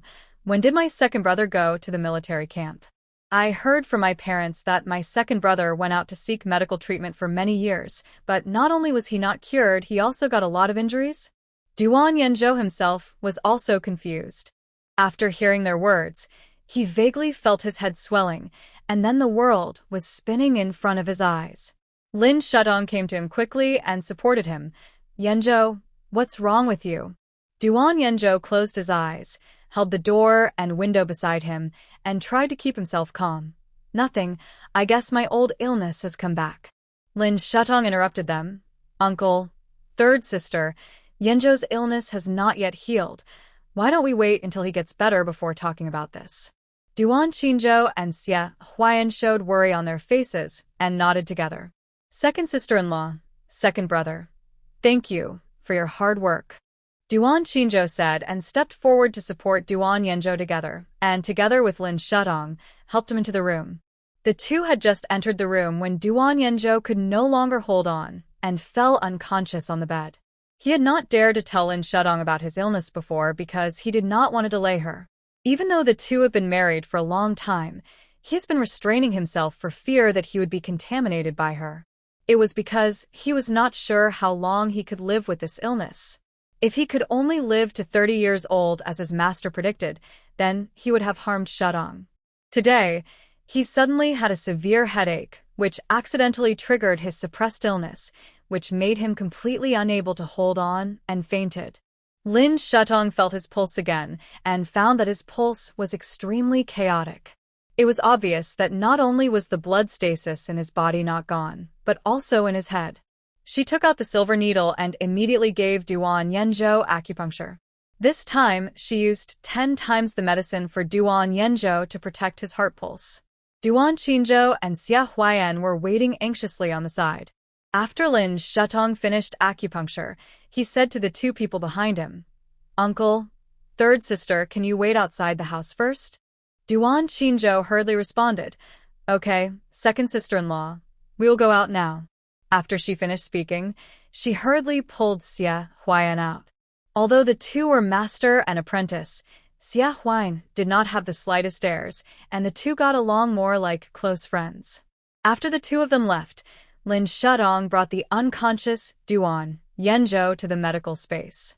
She took off the knives and clothes Duan Yanzhou was wearing and gave him a series of full-body examinations. It was discovered that he actually had multiple bone injuries. Although they have healed now, clues were still found in the CT images. In addition to the old bone injuries, there was also a small amount of hematoma on the head and vascular malformations.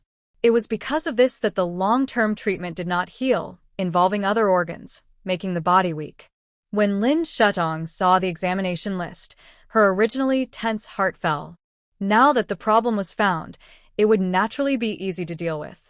She continued to give Duan Yanzhou acupuncture, and when his complexion eased, she took out the medicine from the medical space and hung it on him. You can only stay in the space for 40 minutes. The hanging water must be hung for at least 3 hours. Lin Shudong simply took the person and the medicine bottle out of the space. After Duan Yanzhou was settled, she added some more charcoal to the brazier and sat beside him to watch over him. At the same time outside the house, Duan Qinzhou and Xia Huayan had been waiting anxiously.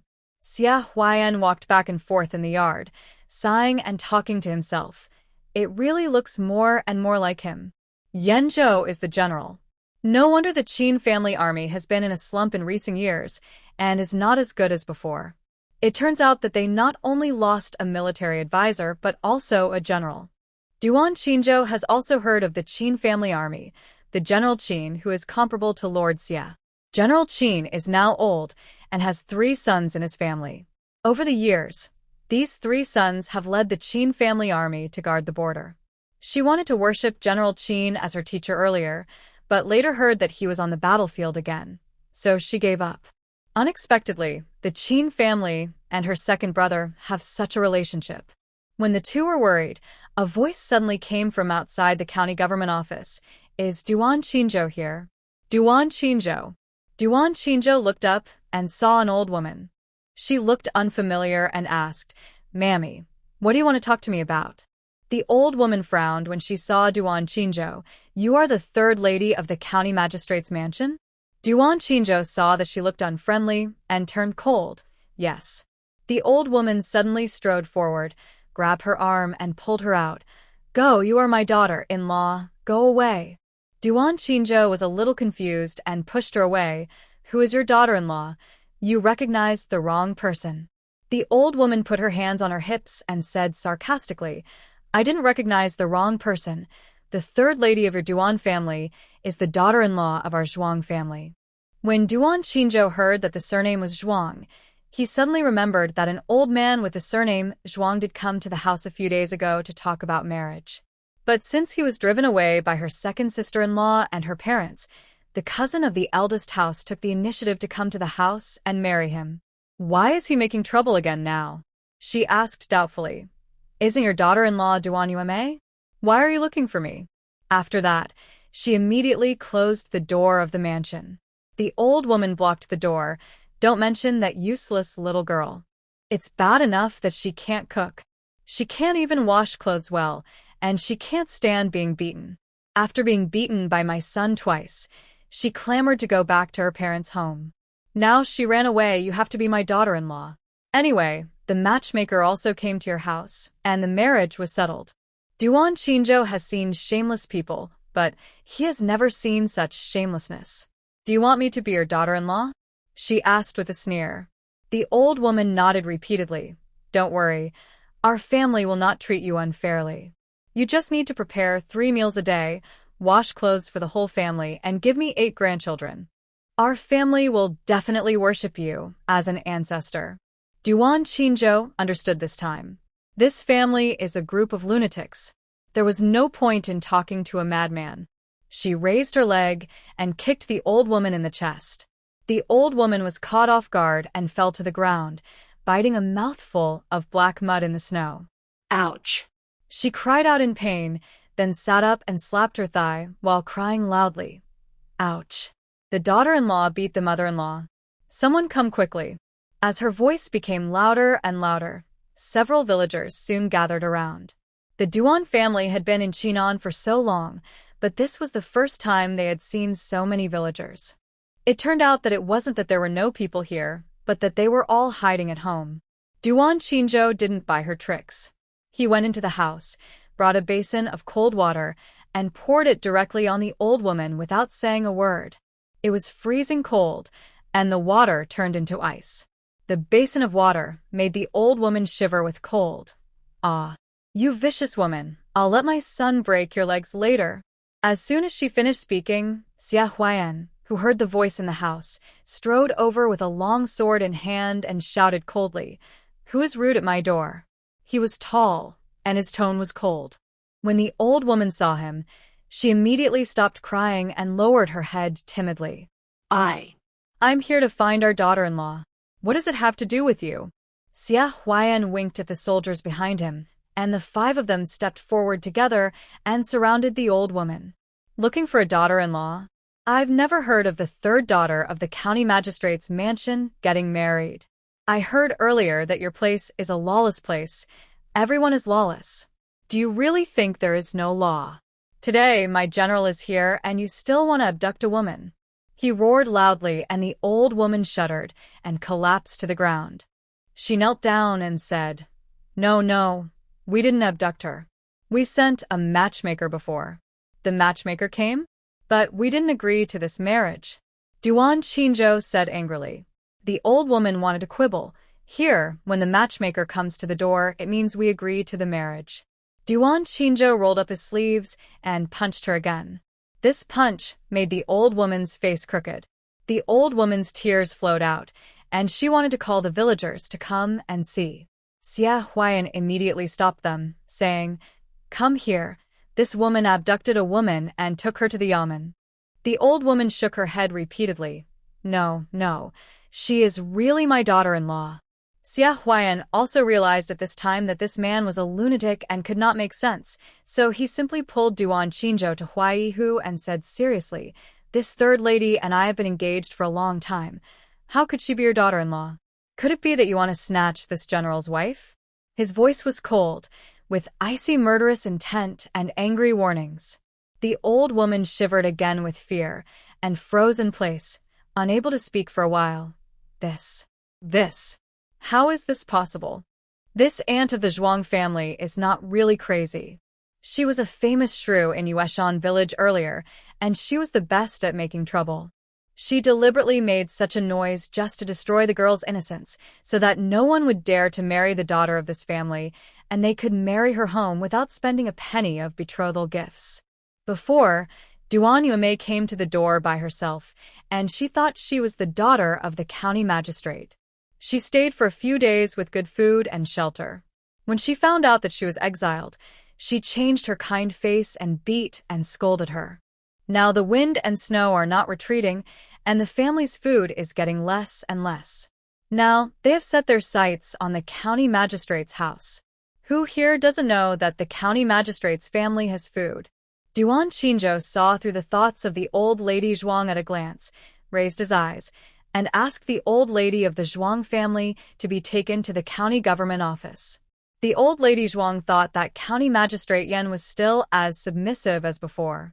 As soon as she entered the government office, she raised her head and arrogantly refused to plead guilty.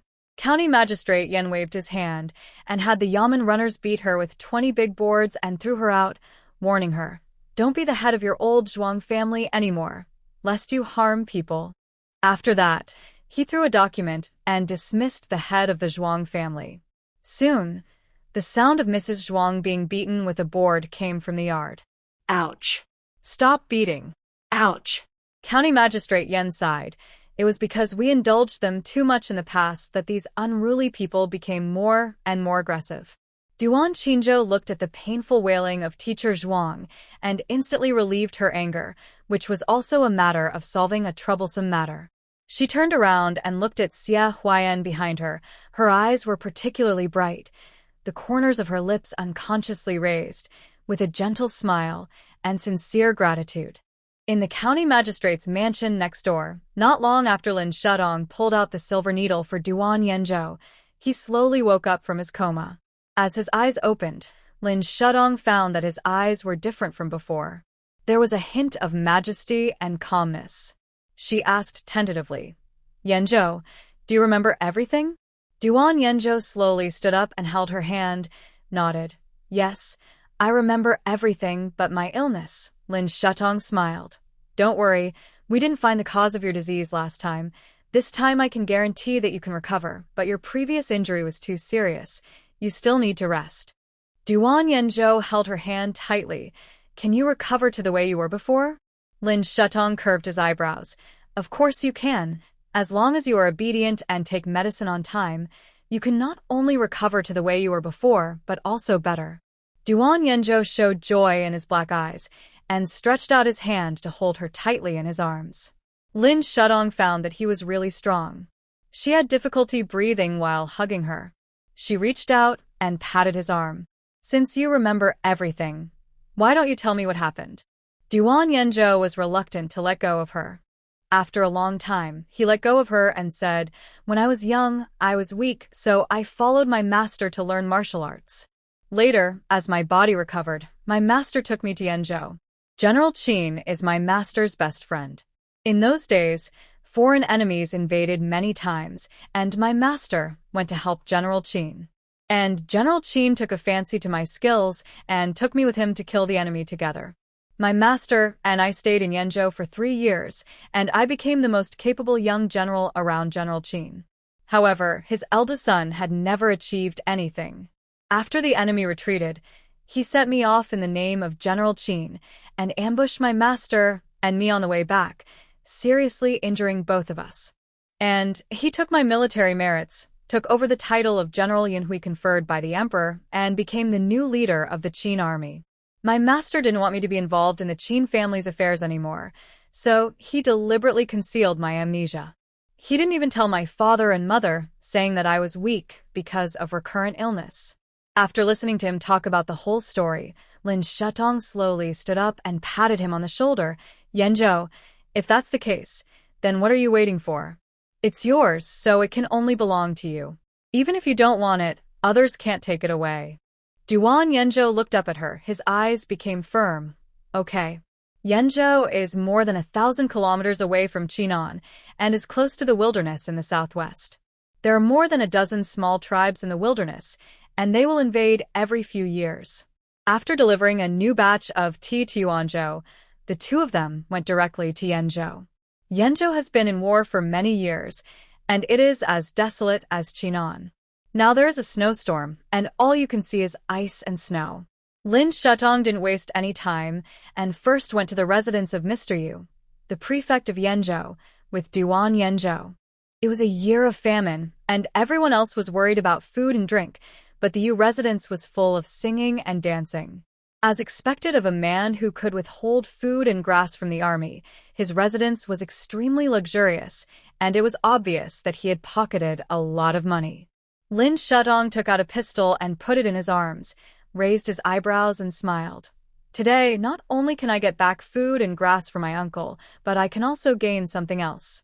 Duan Yanzhou also saw clearly that the person that Prefect Yu had invited to the banquet this time was none other than the young Master Chen, who pretended to be him.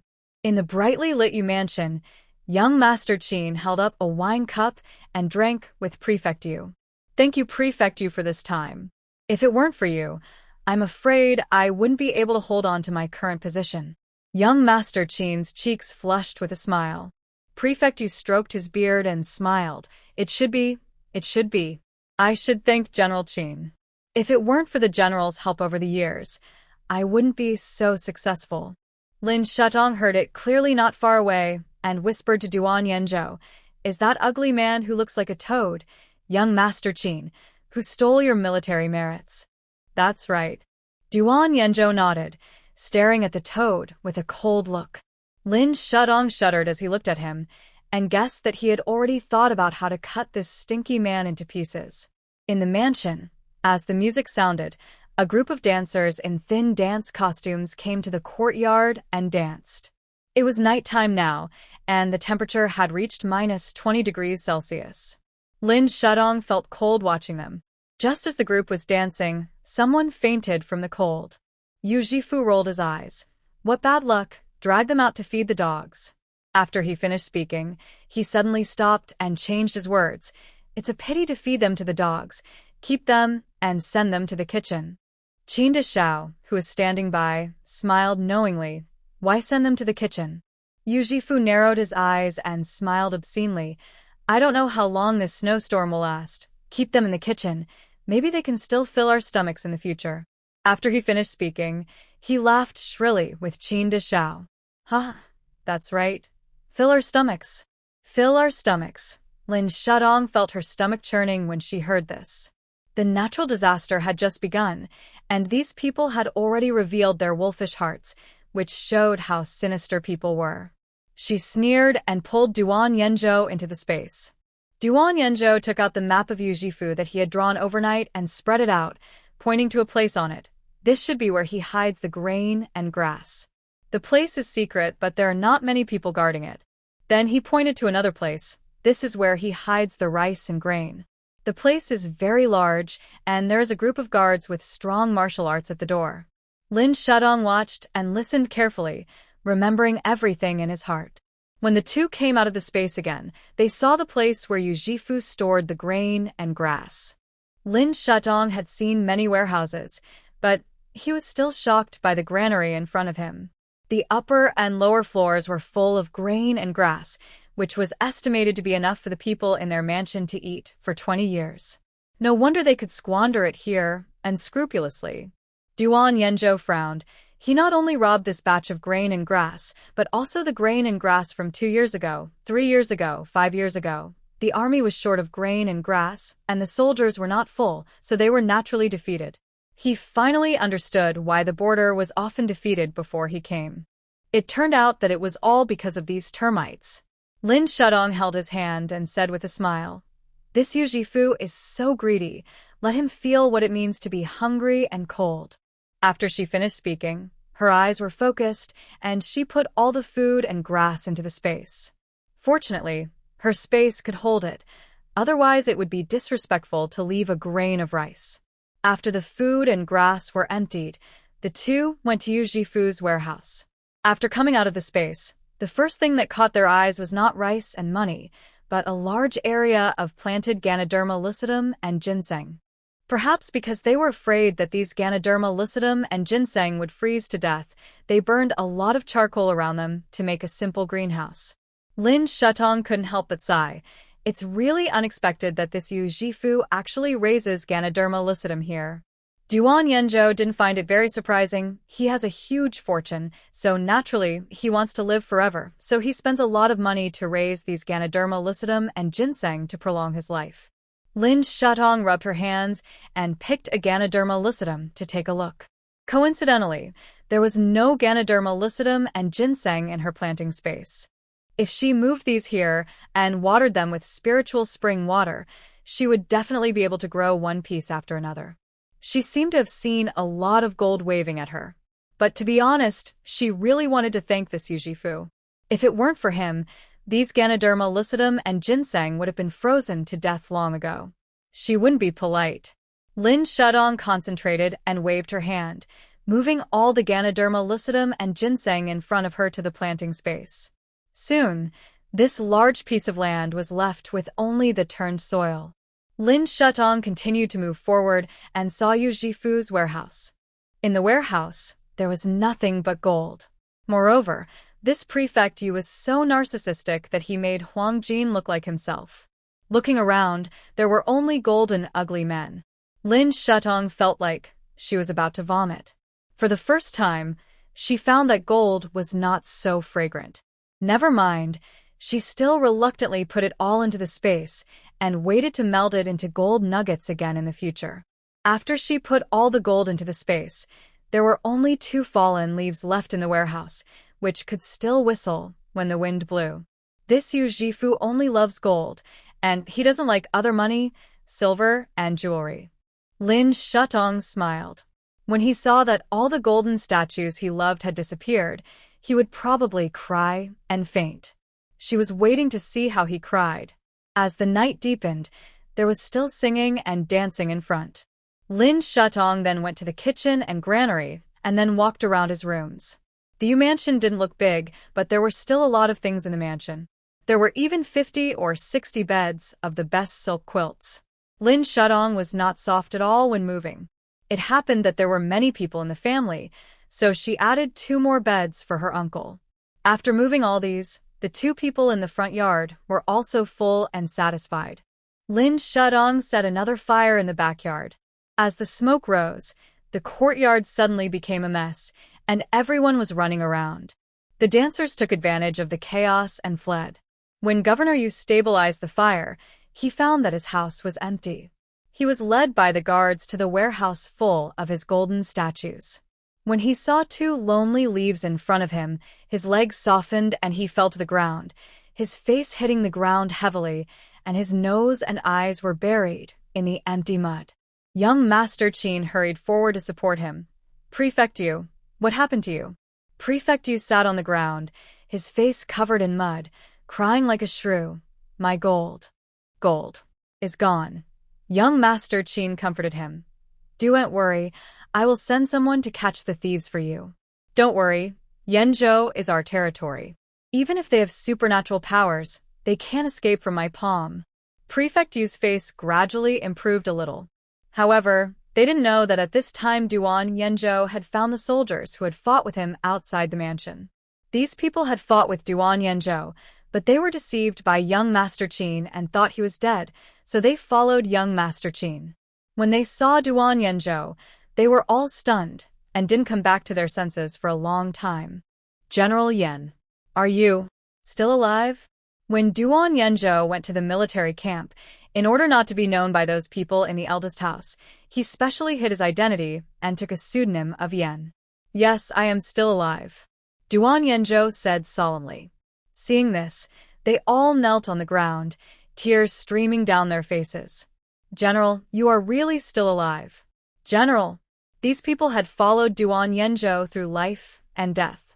If it weren't for him, they would have died long ago. They all remembered his life-saving grace. Duan Yanzhou briefly told them about himself. The soldiers were all furious. Young Master Chen, he actually deceived us all. If it weren't for repaying you for saving our lives, we wouldn't have stayed with the Chen family. We didn't expect that the people who harmed you back then were actually members of the Chen family. Let us go and kill him now. Duan Yanzhou stopped them. Wait, I have something important to ask you now. They calmed down and replied, General, please speak. Duan Yanzhou asked, how many soldiers do we have now? The leading Lieutenant General Chen replied, General, you also know that the city is hit by wind and snow, and there has been no spring for several months. Many soldiers can't stand it and have resigned from the army. Many have starved to death or frozen to death. Now, it is estimated that there are less than 10,000 people left in our army. Duan Yanzhou was stunned and looked solemn. Lin Shudong turned his head to look at him and asked again, Young Master Chen doesn't give the soldiers enough food? Lieutenant General Chen sighed and said, he naturally takes care of himself first before he cares about his subordinates. General Yan, even if you didn't come, we couldn't stay here. It's better to go back to our hometown and farm than to be loyal to someone like young Master Chen. After Duan Yanzhou pondered, do you still want to follow me in the future? Everyone stood up and said, of course we are willing to follow the general. That's right. Even if we follow the general to kill the enemy again, it is better than following young Master Chen, a playboy, to show off his power everywhere. Seeing that they agreed, Duan Yanzhou said, okay, do something for me tonight. Lieutenant General Chen asked, General, what is it? Duan Yanzhou looked in the direction of Yu Mansion and said slowly, cripple young Master Chen's legs for me. When Lieutenant General Chen and others heard this, they instantly breathed a sigh of relief and laughed. So, it's this matter. We have wanted to do it for a long time. If it weren't for the friendship between General Chen and you over the years, we would have cut him into pieces long ago. Duan Yanzhou nodded slightly. Okay, I'll leave this matter to you. I have other important things to do tonight, so I'll come look for you tomorrow. Deputy General Chen and the others clasped their hands and saluted, saying, Yes, General. After seeing Duan Yanzhou finish his instructions, Lin Shudong went back to Yu Mansion with him. At this time, Governor Yu had gone crazy, searching the whole house for his money and property. Where are my things? How come all my treasured things are gone? Someone, come on, go find them for me. Quick! He roared loudly. Soon a maid came over. Master, the concubines in the mansion are clamoring to eat Bird's Nest, but there is not even rice oil in the kitchen. How can we make Bird's Nest for them? Governor Yu was startled again. Not a grain of rice left? The maid nodded. No, there is not even a leaf left from the dishes at tonight's banquet. Master, is this a curse? Otherwise, how could these things disappear out of thin air? Prefect Yu looked ahead with his eyes blankly and slumped to the ground again. There is not a grain of rice left. What are we going to eat tomorrow morning? The nanny lowered her head and said, Master, there is only swill left in the kitchen. Prefect Yu was shocked. Swill? No. No. I don't want to eat swill, he said, and stood up suddenly again. Prefect Yu was still waiting for young Master Chen to come back to help him catch the thief. However, young Master Chen was not much better. He came to the outside of the mansion and called to Deputy General Chen and them. Come here quickly, the warehouse in Prefect Yu has been looted. You all go catch the thief. Deputy General Chen and the others seemed not to hear it, and slowly stepped forward with long sticks in their hands. Young Master Chen saw that they had not responded for a long time and said impatiently, Did you hear it? Go catch the thief for me. Deputy General Chen sneered in response. General Chen, we heard it. As soon as he finished speaking, he raised the wooden stick in his hand and smashed it hard on young Master Chen's head. Young Master Chen covered his head, cried out in pain, stepped back, and almost lost his balance. What are you doing? Lieutenant General Chen said coldly. Young Master Chen, you deceived us so badly. It turns out that General Yan was framed by you when he got into trouble. Young Master Chen was startled and shouted loudly. So what? He deserves to die. I am obviously your son. Why should your father hand over the entire army to him? Lieutenant General Chen raised the wooden stick in his hand and smashed it at young Master Chen again, this time hitting his thigh. They promised Duan Yanzhou to chop off young Master Qin's legs, so they did what they said. Lin Shudong heard the screams and looked over here from a distance. When they came over, young Master Qin was already lying on the ground, unable to move. Lin Shudong and Duan Yanzhou came forward. When he saw Duan Yanzhou's face, he was so scared that he struggled to sit up from the ground. You're still alive. Duan Yanzhou crossed his arms and smiled at him coldly. I'm sorry to disappoint you, but I am still alive. Young Master Qin's face was full of disbelief. No, it's impossible. Absolutely impossible. You were so badly injured. How could you still be alive? Duan Yanzhou continued to laugh. Yes, I was seriously injured, but unfortunately, I am still alive. Young Master Qin opened his eyes wide and glared at Duan Yanzhou fiercely. So what if you are alive? Now I am the General Yanhui appointed by the Emperor himself. Who are you? Just a defeated general. The stick in Deputy General Chen's hand fell again and hit young Master Qin's shoulder heavily. Just because you dare to call yourself General Yanhui, we will beat you to death today. Young Master Qin cried out in pain, kicked his feet, fell to the ground, struggling in pain. You dare to hit me? I will kill you. Duan Yanzhou glanced at him coldly and ordered Deputy General Chen. The rest is up to you. Remember, I want his legs. Yes, General. Everyone agreed quickly. Young Master Qin struggled to raise his head and was stunned. You actually work for him. Don't forget that I am the general. Deputy General Chen snorted coldly and said, Who do you think you are? You are neither civil nor martial, and you still want to be our general. General Yan was away before, but now he is back, so he is still our general. We only believe in him. The others also echoed. That's right. We only believe in him. Young Master Qin finally stopped being arrogant at this time. There was only fear and anger in his eyes, and his voice trembled violently. You dare.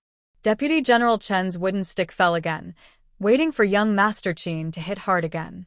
Young Master Qin didn't dare to be arrogant anymore and knelt on the ground and begged for mercy. Don't kill me, please don't kill me. Master Qin was beaten so hard that he burst into tears. Duan Yanzhou was afraid that the scene in front of him would scare Lin Shudong, so he held her in his arms and whispered, Should we go back to the Qianquan bag first? Lin Shudong smiled at him. Well, it just so happens that it's time for you to take the medicine. Duan Yanzhou nodded. After the two entered the space, Lin Shudong immediately took out the medicine for Duan Yanzhou to take. While he was taking the medicine, she came to the planting space and sorted out the Ganoderma lucidum and ginseng collected today. Press the automatic planting button in the planting space, and the space will automatically water and fertilize. With the blessing of the spiritual spring water, the Ganoderma lucidum that was almost frozen to death by Yu Jifu gradually became radiant. From the original size of 1 palm, it became the size of 2 palms. Lin Shudong was delighted. If these can be sold, they will be more valuable than tea and rice. She prepared to pack up and take a sack to pack the silver. After resting in the space, Lin Shudong and Duan Yanzhou set out for the vicinity of the military camp, took out some of the food and grass, and placed them in a cave outside the military camp. Lin Shudong clapped her hands. Okay, the rest, they have to find it themselves. She didn't want to do good deeds without leaving a name. The two of them specially put the food and grass here, and then told Deputy General Chen where the food and grass were stored, and let them find it themselves. On the one hand, it solved the urgent needs of the army, and on the other hand, it made them remember the kindness of the two. Although Deputy General Chen has few soldiers under his command now, there are still some with his uncle. In the future, they will accumulate a little and slowly form their own army. With the troops, they will return to the capital, and they don't have to be afraid of King He and others. King He would never have thought that the people he drove to Chinon would raise troops secretly. When Lin Shudong told Lieutenant General Chen where the food and grass were, she also reminded him, The general and I only need loyal people. Anyone who is willing to work for the general can get a bite of food. Lieutenant General Chen understood what she meant and saluted. Yes, ma'am. Duan Yanzhou continued, I will come to Yanzhou Prefecture every 10 days in the future, and you can report to me about the latest situation in the army then. Lin Shudong then said, If there are disaster victims who want to join the army, you can also conduct various assessments. As long as they are willing to be loyal to the general, they can enter the barracks. Showing kindness first and then recruiting for one's own use is much better than forced recruitment. Lieutenant General Chen clasped his fists and bowed, saying, "I understand." Duan Yenzhou then told them to solve it quickly. When the two of them returned to Chinan, it was already late at night. Duan Yenzhou sat down, warmed her hands, and asked with a serious expression, "Do you really want to raise an army?" Lin Shatong showed a smile of planning and strategizing on his face. When natural disasters occur, the world will be in chaos. Only with soldiers can the world be stable. 10,000 is not enough. If we can raise 300,000 or 500,000 in the future, what will we worry about?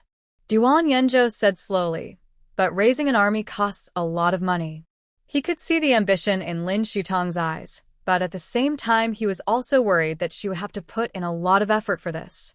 Lin Shutong raised her eyes and smiled. "Don't worry, money can be earned slowly. What's more, she has accumulated a lot of money in her space, so there is no rush for a while." Duan Yenzhou held her hand tightly. "Well, I'll go with you." The cold wind was still blowing outside the house, but the temperature at night was obviously better than the previous few days. The two worked all night and went to bed early. When they got up early the next morning, the third sister came to ask about Duan Yenzhou's condition. "Second sister-in-law, how is my second brother? Does he remember the past?" Lin Shutong replied with a smile. "I remembered some things. Uncle and Adjutant Pan were right. Your second brother did go to the military camp." The third sister was also very surprised about this, but she was most concerned about her second brother's illness. "Second sister-in-law, can my second brother's illness be cured?" Lin Shutong took her arm and smiled. "Of course, but you have to keep it a secret. Your second brother doesn't want too many people to know about your second brother in the army." Duan Qinzhou nodded obediently. This third sister is straightforward and has no tricks. She is very honest to the second sister-in-law in front of her, and even has a little admiration. Lin Shutong took her to the greenhouse in the backyard to fiddle with the newly planted cotton, thinking that when her uncle came back, he would tell him about the food and grass. Duan Qinzhou also mentioned Xia Huayan at this time and talked about how he helped him out. When Lin Shutong heard that the Zhuang family was causing trouble again, displeasure instantly emerged between her brows. "If I had known this would happen, I should have been more ruthless last time." "How was it this time? Did County Magistrate Yan teach them a lesson?" she asked her third sister. Duan Qinzhou began to describe with great excitement the appearance of Zhuang's aunt being beaten, second sister-in-law, just like that, covering her waist and constantly groaning. She was beaten so hard that she didn't even dare to raise her eyelids. "That's better. Next time she comes, second sister-in-law will teach you. You must not be soft-handed. To deal with such a bad person, you can only be more evil than her." Lin Shutong smiled and advised her. Duan Qinzhou was very impressed. Second sister-in-law is right. As the two talked, they started to laugh and play together in the greenhouse. With the help of her eldest brother, the eldest sister-in-law slowly came to the gate of the yard, listened to their laughter, looked up, and whispered, "Shutong and Qinzhou are busy in the greenhouse every day. I wonder if they are tired." As she spoke, she looked down at her 8-month pregnant belly. Chen Wanru is about to give birth in more than a month. In addition to repairing the house with Duan Yenzhou, removing ice and turning the soil, the eldest brother Duan Qingan is also taking care of his wife. The weather is very cold, and there is ice and snow outside the house. Duan Qingan is afraid that she will slip, so he rarely lets her go out of the door. The eldest sister-in-law is gentle and virtuous. Seeing her mother-in-law busy learning to weave cloth and make shawls, she didn't want to be in danger, so she took out the cloth she brought from the capital and sewed a few new clothes for Lin Shutong and the others. And clothes for the children. When Lin Shutong looked up, she happened to see the eldest sister-in-law. She put down the small hoe in her hand, wiped the sweat from her forehead, and came to her. "Sister-in-law, are you feeling uncomfortable?" The eldest sister-in-law smiled softly. "No, it's just that the child seems to be a little naughty than before." After thinking about it, Lin Shutong hurried into the house to wash his hands and took out a fetal heart monitor from the space behind their backs and handed it to the eldest sister-in-law. This can listen to the heartbeat of the baby in the belly. The eldest sister-in-law looked at the strange thing in her hand and asked in confusion, "Can this really hear the heartbeat of the fetus?" "Sister-in-law, please follow me." Lin Shutong took her into the house, then undressed her and taught her how to operate it step by step. Finally, the instrument transmitted the strong heartbeat of the fetus. The eldest sister-in-law was stunned on the spot. "This is the heartbeat of the child?" Lin Shutong smiled. "Yes." The eldest sister-in-law was very excited, holding the hand of the eldest brother beside her, and said in a hoarse voice, "Cheng'en, listen quickly. The heartbeat of our child." As she said, her face was full of the joy of being a mother for the first time. Duan Cheng'en carefully hugged her shoulders, and his face was full of joy. After a moment, his eyes were red and full of tears. The eldest sister-in-law looked up at Lin Shutong and said gratefully, "Shutong, thank you." Lin Shutong put the fetal heart monitor in her hand. "Sister-in-law, we are all family. No need to be so polite. You are now older. You must be careful. If the baby moves too much, the heartbeat is too fast, be sure to tell me." The eldest sister-in-law gently stroked her belly, smiled softly. "Well, I remember." After she finished speaking, she imitated Lin Shutong's method and continued to listen to the baby's heartbeat. She and Duan Chingon laughed and cried, full of expectations for the baby in their belly. Seeing that the couple was in love, Lin Shutong did not disturb them again and turned to leave their bedroom. She just came to the yard and heard a commotion in the county government next door. "Official, please take us in. We are fleeing from Hezhou. There are glaciers everywhere, and we really have nowhere to go. Please have pity on us, give us some food, and save our lives." Hearing the voice, Lin Shutong looked at the county government office next door and saw an elderly couple with a family of 3. It was estimated that they were the daughter-in-law, son, and grandson. After the old woman said that, she did not forget to pinch her grandson's arm. The grandson looked only 8 or 9 years old, and he cried loudly.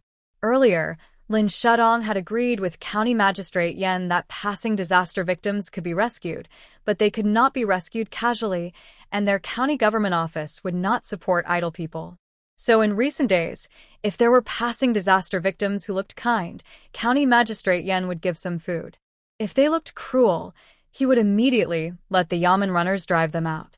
Something was wrong with this family today. The old woman pinched her grandson's arm, but her son was pale and coughing. Lin Shutong concentrated his mind and strode to the side of County Magistrate Yan. "There is something wrong with these people." County Magistrate Yan was puzzled and asked, "What is the problem?" Lin Shutong looked at the little boy and said slowly, "The 2 old people are wearing coats, and their son and daughter-in-law are not only wearing coats, but also wearing hats and cotton shoes. But the grandson only has a pair of straw sandals and ragged clothes." County Magistrate Yan looked at the people in front of him again. Lin Shutong glanced at their daughter-in-law and continued, "The woman's finger joints are thick. Obviously, she has been working for a long time. But the little boy, except for frostbite on his hands, there are no calluses. He doesn't look like a farm child. They're most likely not a family." County Magistrate Yan's expression froze. "Shutong, what about them?" Lin Shutong replied in a low voice, "They deliberately pretended to be a family. They are either bandits or assassins." County Magistrate Yan's eyes changed instantly. Lin Shutong whispered back, "You pretend to agree to them first, give them food, and leave the rest to me."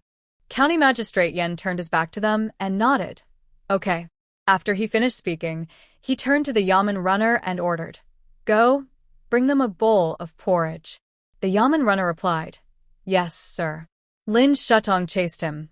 "I'll go to the kitchen with you." Soon, Lin Shutong and the Yamen runner brought the porridge together. Of course, it was not just porridge, but also the ingredients she added. No matter who they are, knock them out first. According to her guess, they are probably bandits who robbed houses along the way. These bandits, in order to make a living, can do anything. Even the young child can be used. After the old couple received the porridge, they were still cautious and did not dare to eat. After seeing their grandson eat it, they felt relieved to drink the porridge in the bowl. Not long after, all the people fell down. Only the little boy was left. When Lin Shudong poisoned the food, she left a bowl of porridge without poison. She knew that the two women would never allow the little boy to eat better than them, so she left a bowl of porridge with the least rice grains without poison. Sure enough, the bowl of porridge naturally fell into the little boy's hands. Seeing the couple lying on the ground, the little boy curled up and trembled uncontrollably. "Don't kill me. Don't kill me." Lin Shutong squatted down and asked coldly, "Who wants to kill you? Are these people your parents and grandparents?" The little boy's face was pale, and he just shook his head. "Don't kill me, don't." Lin Shutong took out a candy from his arms and handed it to him. It was a fruit-flavored hard candy wrapped in colored paper. Under the sunlight, you can still see the candy paper reflecting colorful light. "Don't be afraid. No one can kill you. Tell me, who are these people?" The little boy was attracted by the candy and stretched out his chilblained hands to take it. "They are my family servants." Lin Shutong was startled and looked at the group of people lying on the ground again. "Since they're your servants, why are they your parents?" The little boy shrank and trembled. "My family is a salt merchant in Hezhou, but the ice and snow have not melted recently, and the food at home has become less and less. My parents took people to go out to find food, but they were persecuted by these stubborn slaves in the family. They killed my parents and occupied my family's wealth. After they had eaten up all the money, they brought me here to rob and loot everywhere." County Magistrate Yen was furious after hearing this. This group of people is really lawless. Lin Shudong took out another candy and handed it to him. "Your family is a salt merchant. Why would they eat up all the wealth?" The little boy replied, "That's because half a year ago, King He came here and occupied our salt fields and hills.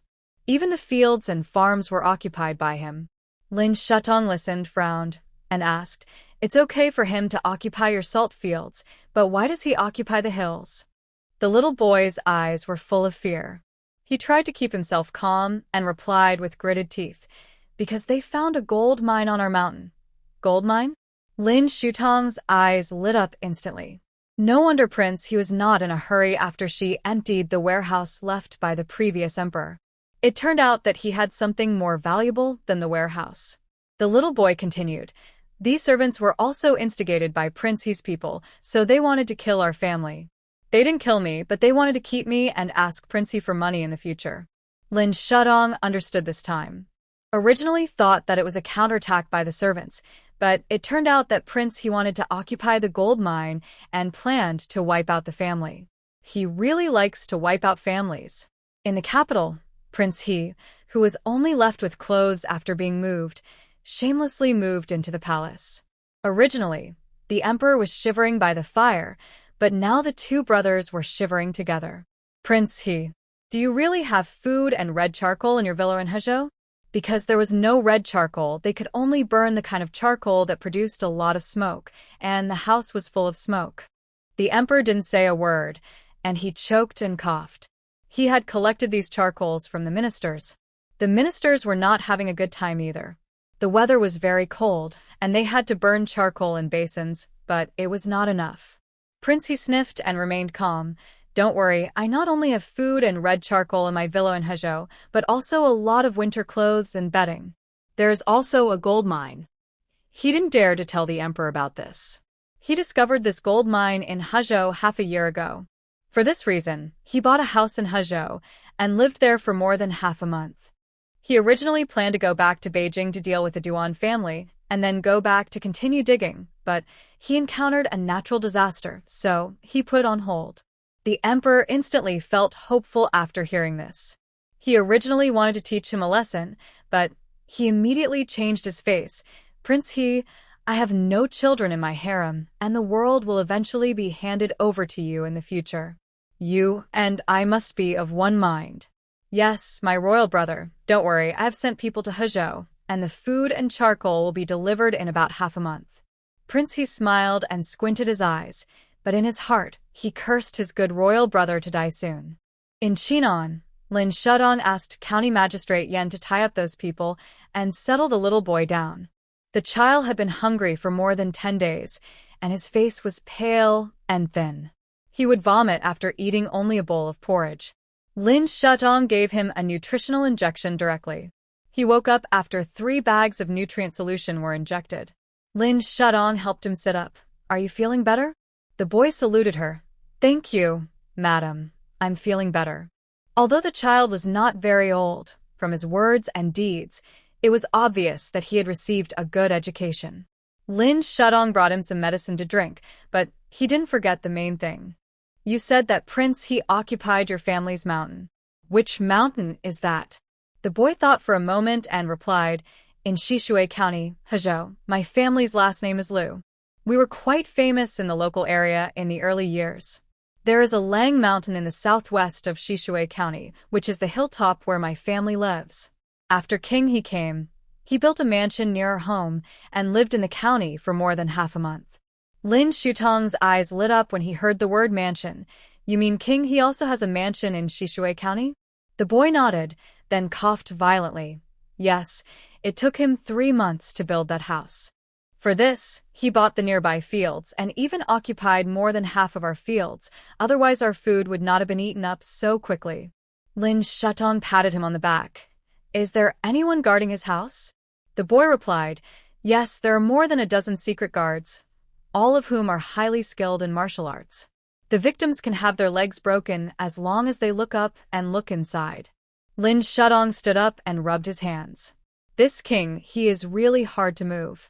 After moving this one, what else will be left? How many industries does he have in this Yuan country? The boy got up from the bed, turned over and knelt down and said, Madam, thank you for saving my life. I have an unreasonable request. Can you keep me here? Lin Shutong looked at him seriously and said slowly, We Duan family never keep useless people. The boy hurriedly said, Madam, I can work. Lin Shutong asked him, What kind of work can you do? Can you fight or write? The boy hesitated for a while and said, I have been doing business with my father since I was a child, and I know how to count. After hearing this, Lin Shutong narrowed his eyes. Know how to count? Yes, she does need an accountant. The child is only 9 years old and can be trained.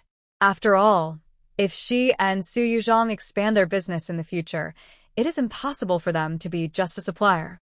She must have her own shop. This child was born in a merchant family, and he had some knowledge of the business here, and he also had connections that she didn't have. In this way, he was indeed a useful person. Lin Shutong asked him, What's your name? The boy said slowly, My name is Liu Xiaoyan, madam. Liu Xiaoyan, Lin Shutong muttered softly, then raised her eyes and smiled. It's a good name. The boy raised his pair of dark eyes, stared at her smile for a moment, lowered his head, his face full of disappointment. Lin Shutong smiled and said, I promise to keep you, but I said we don't need useless people here. If you want to eat, you have to work. Although you can count, we don't need it yet. Like chopping wood, turning the soil to plant crops, building houses, and burning bricks, can you do it? The boy held the quilt tightly with both hands and said solemnly, I can learn. Lin Shutong stood up and smiled at him. Okay, you should take care of your illness first. County Magistrate Yen will notify you when we need you to work. The boy was very grateful and knelt down in front of her again, kowtowed heavily. Thank you, madam. Okay, stop kneeling, I'll go back home first. If you have anything, you can tell County Magistrate Yen. Lin Shutong waved her hand, turned around and left. When she went out, Duan Yanzhou was outside the door. He had heard about it. Is that child really from the Liu family in Hezhou? Duan Yanzhou asked. Lin Shutong looked back at the guest room behind her. It's unknown for now, but it's almost certain. Let him recuperate here first and observe for a few days. Duan Yanzhou followed her gaze. If you want to know if what he said is true, go to Shishui County and you will know. If I'm not mistaken, King he has already sent people to transport grain and charcoal. Lin Shutong thought for a moment and said, Their people want to brave such a cold wind to go to Hezhou. Not only is the journey long, but there are refugees and bandits on the road. It's still unknown whether they can make it alive. Duan Yanzhou crossed his arms, concentrated and said slowly, Don't underestimate the people under him. Those dark guards who have been kept by his side all year round are all masters. Otherwise, the letter sent by Lin Tianhai before was delivered to him in just a few days. Lin Shudong took 2 steps back and forth, raised his eyebrows. No matter how powerful and fast as people are, they are not as fast as my space. Duan Yenzhou understood. The two smiled at each other and walked towards the bedroom together. Hezhou Shishui County is located in the north of Chinan, 500 kilometers away. When they went to Chinan, they actually happened to pass by this place, but Lin Shudong and his companions were in a hurry at that time, and they galloped all the way and did not stay in this county. Lin Shudong spread out the map and looked at it with a smile in his eyes. 500 kilometers relying on the space, we can come and go freely. That naturally means being in Chinan in the last second, and in Shishui County in the next second. After she said that, she brought Duan Yenzhou into the space, and the two went to the mountain forest space first. Lin Shudong looked up and looked around to see which hill was the most suitable. She was going to move the gold mine this time, so naturally she had to fill up the mountain to avoid being discovered. Duan Yenzhou helped her choose. The two finally decided on the hill that was most similar to Shishui County. When Lin Shudong came out of the space again, it was Shishui County. There are many rivers and lakes in Shishui County. In the past, villagers made a living by fishing. Naturally, the lakes are not as frozen as before. The streets around were empty, with only a few houses with lights on. Lin Shudong was wearing a puffy hat and a heavy coat, and she felt chilly even when walking on the road. It seemed to be colder here than in Chinan. Duan Yenzhou held her hand, and seeing that her fingertips were cold, he quickly took off his cloak and put it on her. Let's go quickly and come back quickly. Lin Shudong nodded. The two continued to walk forward and came to the Lu mansion. Just as Lu Xiaoyan said, the Lu mansion had long been in decline. Even the stone lions at the door had been emptied. She was about to turn around and leave when she suddenly heard a violent cough. Cough, cough, cough. Her heart tightened when she heard it. She turned back and looked behind her. She saw an ordinary villager with measles all over his face and red skin. When he saw Lin Shudong, he immediately went into the house and slammed the door. Lin Shudong frowned and continued to walk forward with Duan Yenzhou, but after just 2 steps, she heard a cough coming from the lighted house next to her. She slowed down her pace, and her expression became more and more solemn. Duan Yenzhou saw that something was wrong with her and asked in a low voice, Shudong, what's wrong? Lin Shudong shook her head. Nothing, let's get started quickly. After she finished speaking, she quickened her pace, pulled Duan Yenzhou into the space, and then came to King He's villa. The villa is not big, but it has everything you need. After Lin Shudong emptied the food, charcoal, winter clothes, and money, she left immediately. Duan Yenzhou found that she was particularly fast today and asked her, Shudong, did you find anything? Lin Shudong looked at him intently. Plague, it's plague. Duan Yenzhou was stunned and opened his eyes wide. Plague, you mean Shishui County? Lin Shudong nodded. I felt something was wrong when I came here today. We'd better be careful. It's best to leave this place immediately while there is no one around. Duan Yenzhou said, Okay, let's move faster. Lin Shudong didn't stay any longer and entered the space and came to the hilltop that Lu Xiaoyan mentioned. There is indeed a gold mine in the hilltop, and there are obvious signs of mining. She concentrated her mind, moved the entire gold mine away, and moved the hilltop in her own space to replace the pillars. Seeing the gold mine turned into rock, Lin Shudong raised his lips and smiled. When Prince He comes again, I'm afraid that even if he digs this place out, he won't find any gold mine. At this time, Prince He, who was waiting for this gold mine to make a fortune again in the capital, probably never dreamed that even the gold mine would disappear out of thin air. He was still drinking tea leisurely, not knowing that his home was empty again. After finishing this matter, Lin Shudong and Duan Yenzhou returned to the space again. She first came to the medical space, rummaged through the pharmacy, and finally found the vaccine. Yes, it was all kinds of vaccines, especially vaccines to prevent respiratory viruses. She was not sure whether these vaccines were effective for ancient people, but it was better to have them than not. Lin Shudong took the vaccine and gave Duan Yenzhou an injection first. Duan Yenzhou frowned at the sharp needle stuck in his arm. Shutong, is this really effective against a plague? Lin Shutong pulled out the needle and pressed it with a cotton swab. I don't know whether it is effective or not, but it won't hurt to try. Duan Yanzhou asked again. If it is really a plague, then those people who came to the county government office today? Lin Shutong immediately thought of the middle-aged man brought by the old couple, who seemed to be coughing all the time. But soon, she dispelled her doubts. I checked Lu Xiaoyan's pulse today. The disease he had was not the plague, but just common typhoid fever. It took them at least a month to get here, from Shishui County. They should have just avoided the plague. Duan Yanzhou was relieved. Lin Shutong continued. Once the plague spreads, it will reach Chinan sooner or later. We might as well take advantage of this time to build walls around it. First, it can prevent bandits, and second, it can prevent plague. Duan Yanzhou thought deeply and replied, Okay, my brother and I will do these. Building a city wall requires a lot of manpower and material resources. I still have a lot of bricks in my Qingquan bag. At present, what is lacking is manpower. Lin Shutong said seriously. Duan Yanzhou thought for a while and said, In addition to my brother and me, there are General Xia and others, plus yamen runners and officials. If the manpower is still not enough, we can also call on the villagers. There are 13 villages in Chinan County, and it is impossible that there are not even more than a dozen strong men. Lin Shutong mentioned this matter to County Magistrate Yen earlier, asking him to recruit yamen runners in nearby villages, but he has not started yet. Duan Yanzhou mentioned it again, and she thought it was indeed a good idea. After Lin Shutong came out of the space, he brought a box of vaccines and arranged for the whole family. Even the 2 yamen runners, 2 officials, and Wan Xiangyu were not left out. Everyone was a little scared when they saw the needle at first, but fortunately Lin Shutong had good skills. The needle pricked them, just like an ant bite, so they let go of their courage.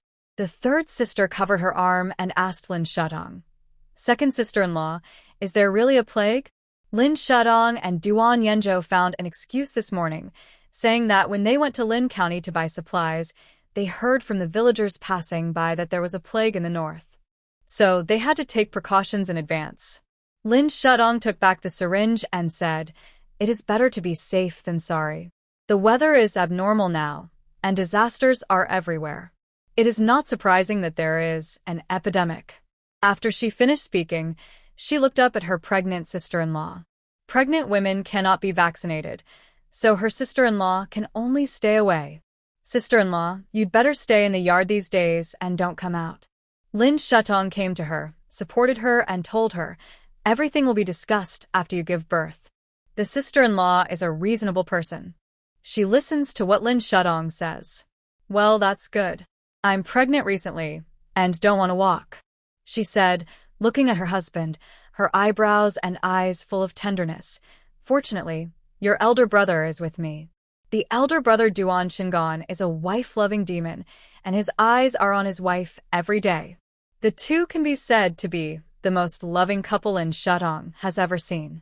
But this elder brother did not abandon his studies because of this. He is the youngest Tanhua Lang in the past few years. During these days, he helped County Magistrate Yen to sort out the county annals and handle official business. After everyone left, Lin Shutong and Duan Yanzhou found their eldest brother alone and talked about building a city wall. When the eldest brother heard it, he readily agreed, Don't worry, you two. Leave this matter to me and County Magistrate Yen. We can help you find people to build the city wall within 3 days. With the promise of his eldest brother, Lin Shutong gradually felt relieved. Duan Qinggan then said, It's just that building a city wall requires a lot of bricks and soil.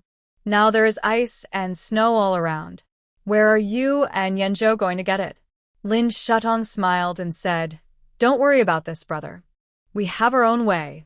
Duan Yanzhou also came to smooth things over and said, Yes, brother, we have a way.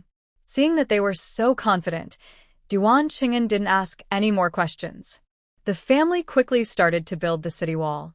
Since there were mountains behind Chinan, they only needed to build the city wall on the north and east sides, and the city gate was opened on the north side. 3 days later, as Lin Shutong guessed, there was indeed a plague in Shishui County, Hezhou. As the victims in the county fled from famine, they brought the plague to another county. Fortunately, Lin Shudong discovered it early, and it is still not too late to prevent it. But King He's luck was not so good. After the people he sent came to the villa in Shishui County, they happened to meet patients infected with the plague in the county. A group of people followed the patients and searched the villa for 3 days, but they didn't see a grain of rice or a piece of red charcoal. They immediately rushed to the capital. After a 7-day journey, the group of people began to have a fever when they arrived at the gate of the capital. But they still forced themselves to come to the palace and report to King He. King He was overjoyed to hear that the people he sent out had returned, and he personally went to the door to greet them. "Did you get the food?" he asked the group of secret guards in front of him. The secret guards knelt on the ground. "Your Highness, there was a thief in the villa. Nothing is left inside, not even a bed." After they finished speaking, they coughed violently. Prince He frowned. "How is it possible? The villa is more than 1,000 kilometers away from here. How could the thief go so quickly?" The secret guards replied, "Your Highness, the thief may not be the same person as the thief in the palace last time. Now there are disaster victims everywhere and many people are robbing houses. It is hard to guarantee that they are not other bandits." Prince He leaned against the wall, clenched his hands into fists, and the veins on the back of his hands bulged. He tried his best to suppress the anger in his heart. "Find her for me. You must find the thief for me. I will cut her into pieces." The secret guards responded together. "Yes, Your Highness." At this moment, a younger man among the secret guards suddenly spit out a mouthful of blood and fell to the ground with a bang. Prince He was horrified when he saw the blood all over the ground. What's going on?" The secret guards quickly helped the man who was vomiting blood up and said to him, "Your Highness, maybe he caught a cold on the road, so this happened." Prince He looked at it intently, then waved his hand with disgust and said, "Well, go down and see the imperial physician." Because the medicinal materials of the imperial hospital had been moved away, the imperial physicians in the palace had no medicine to treat and were useless. If he really had a disease, he might not be able to be treated in time. "Yes, Your Highness." The secret guards quickly dragged the man away. As soon as they were taken away, another guard came to report, "Your Highness, something bad has happened." Prince He pinched his nose and had not yet recovered from his anger, and said in a bad tone, "What's the matter again?" The guard knelt down and said, "Your Highness, I heard from my subordinates that there is a plague in Hezhou." "Plague?" Prince He stood up suddenly. "Your Highness?" He looked at the blood on the ground with wide eyes, his hands trembling slightly, and his face turned slightly pale.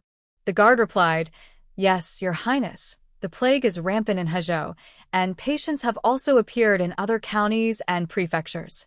Thinking of the group of secret guards who had been coughing just now, Prince He staggered and took a few steps back.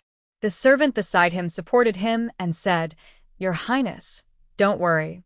Hezhou is more than 1,000 kilometers away from here. Even if the news is reported, it will not reach the capital." The guard also replied, "Servant Liu is right. The roads are now covered with snow and ice. Even if there are people, they will most likely die of illness on the road." However, Prince He did not hear a word they said. His eyes were fixed on the bloodstains on the ground. After a moment, he immediately looked up and told the guards, "Go, clean up the blood on the ground." The guards hurriedly responded, "Yes, Your Highness." Prince He walked around the room twice and told them again, "Go tell those secret guards to stay in the room and wait for the doctor to see them. Don't come out." The guards were stunned, and their expressions gradually froze. "Yes. Yes, Your Highness." Servant Liu behind Prince He also found something wrong and walked over and whispered, "Your Highness, are you worried that the secret guards just now have contracted the plague in Hezhou?" Prince He frowned. "I hope they didn't, otherwise none of us can escape." Servant Liu's footsteps swayed, and his eyes were instantly filled with fear. If it were in the past, there were plenty of imperial doctors and famous medicines in the palace, and they would not be as anxious as they are now. The weather is so cold, and the plague is contracted, that is the king of hell rushing to take people's lives. Prince He's face gradually turned pale, and he left here quickly with Servant Liu. As Servant Liu walked, he did not forget to come for him. Prince, it seems that the thieves who moved away from the villa in Shishui County may also be infected with the plague. Prince's face gradually improved a little, and he cursed fiercely. It's better to be like this. In Chinon County, Lin Shutong sneezed and rubbed his nose. Prince, he was really disappointed. Lin Shutong went to Huzhou this time, and he was in space back and forth. He did not come into contact with patients. Not only did he not get infected with the plague, but he also knew about the plague in time and took precautions in advance. With the help of his eldest brother, County Magistrate Yan and Master Duan, they recruited 10 young and strong men from 13 nearby villages. County Magistrate Yan took them all as yamen runners and arranged for them to remove ice and build city walls. These people worked as yamen runners in the county government, and they were paid 3 taels of silver a month and a portion of food. The food was enough for their whole family to eat for a month. Some people in the village still didn't believe it, so not many people came that day, only more than 10 households. In the end, these 10 households got there first, and it was too late for others to know. The eldest and Lin families stood at their doorsteps, watching eagerly. Duan Chong stomped his feet in regret. If we had known this, we should have treated the second brother's family better. Look, we don't even have a turn to be yamen runners now. That's food. Zhou was so angry that her teeth itched, but she still refused to accept it. You are a coward. No food, no food. As she said that, she glanced at Duan Yueme, who had escaped from the farm. It was at this glance that she had an idea and looked at Duan Chong. Is that General Xie still in the county government? Duan Chong replied, yes, he is still in the county government. I tell you, don't think about getting into trouble with the second house. Today is not as good as before. They now have General Xie's support. Don't go looking for trouble. Zhou pulled him. Look at our Yueme's appearance. Duan Chong rolled his eyes at Duan Yueme. What's the use of just having good looks? She is just a brainless person. She actually rushed to marry a village man. I have raised her well for these years, but I raised such a fool. Duan Yueme had a hard time at the Zhuang family, and she was beaten a lot. Her parents didn't speak for her, but scolded her here. She became more and more sad, and she covered her face and cried again. Okay, don't cry. Zhou frowned and glared at Duan Chong. This matter is over. Don't mention it again. I ask you, has this General Xie married a wife? Duan Chong had heard of General Xie in the court.